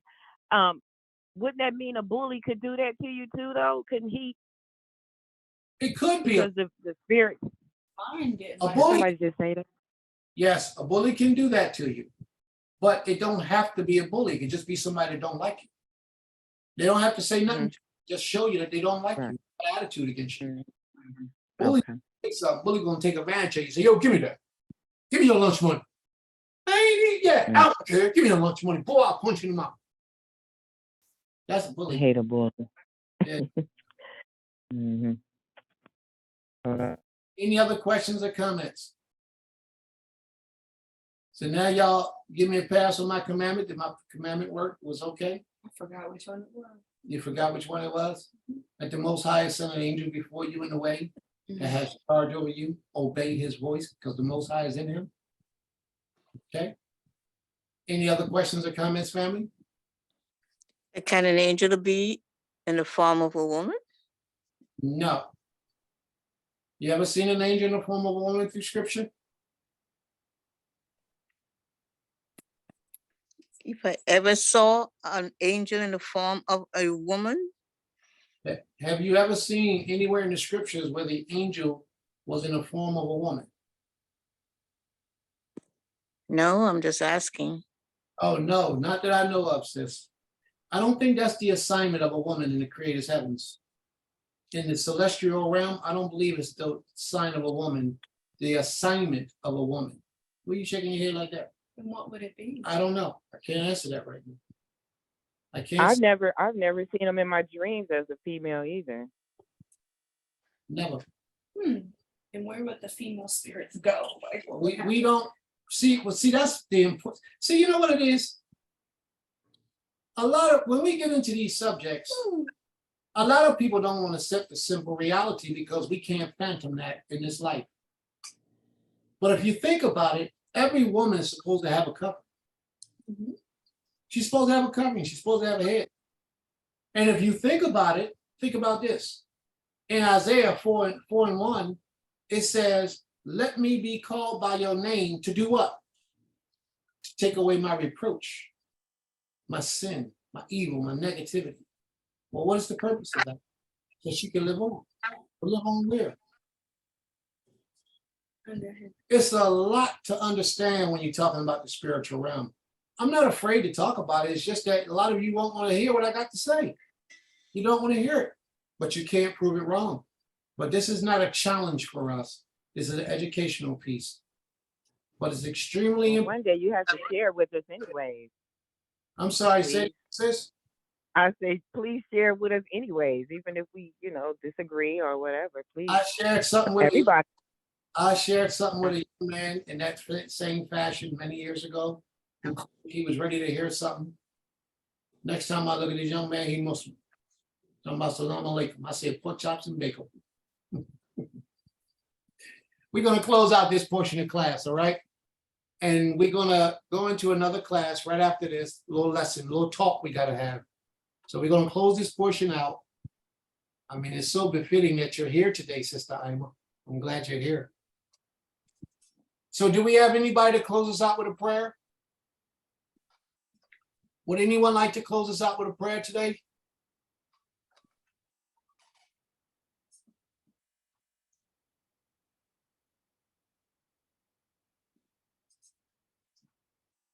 I'll go ahead and pray. Sounded like somebody else wanted to. Who was that? Somebody else wanted to close us out? Was that you, Sister Laurel? No, Oh, okay. that was me, but I'll yield to the brother. I pray off a lot, so if you want to pray, you can pray. But if Okay. not, I'll go ahead. It's up to you. Yeah, I just didn't want him to keep asking. I'll be like, I'll do it, but go ahead. I'll yield to you, brother. I enjoy hearing you pray. All right. Everybody clear your minds, please.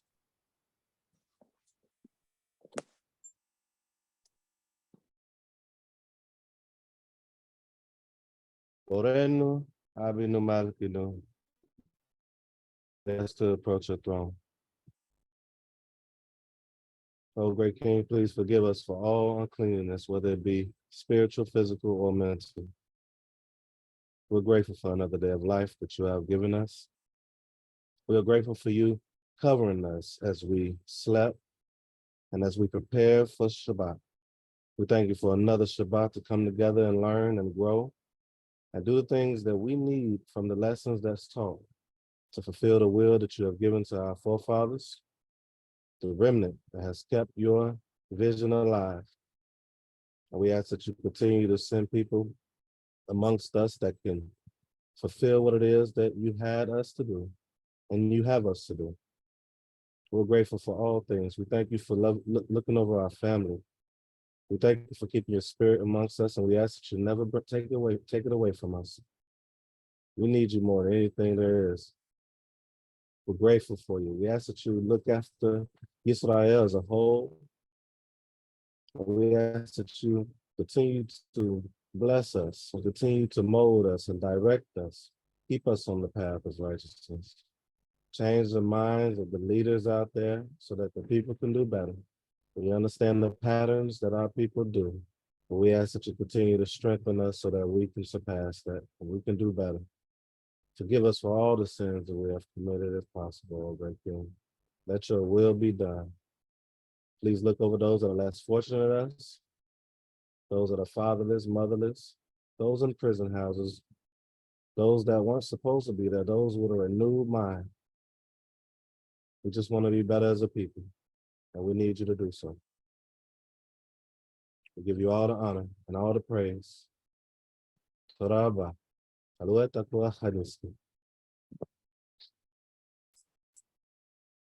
Hallelujah. Hallelujah. May the Most High be praised. Everlasting to everlasting, he is king. So I'm gonna stop the recording. Abba. Yes. But you can stop the recording. I had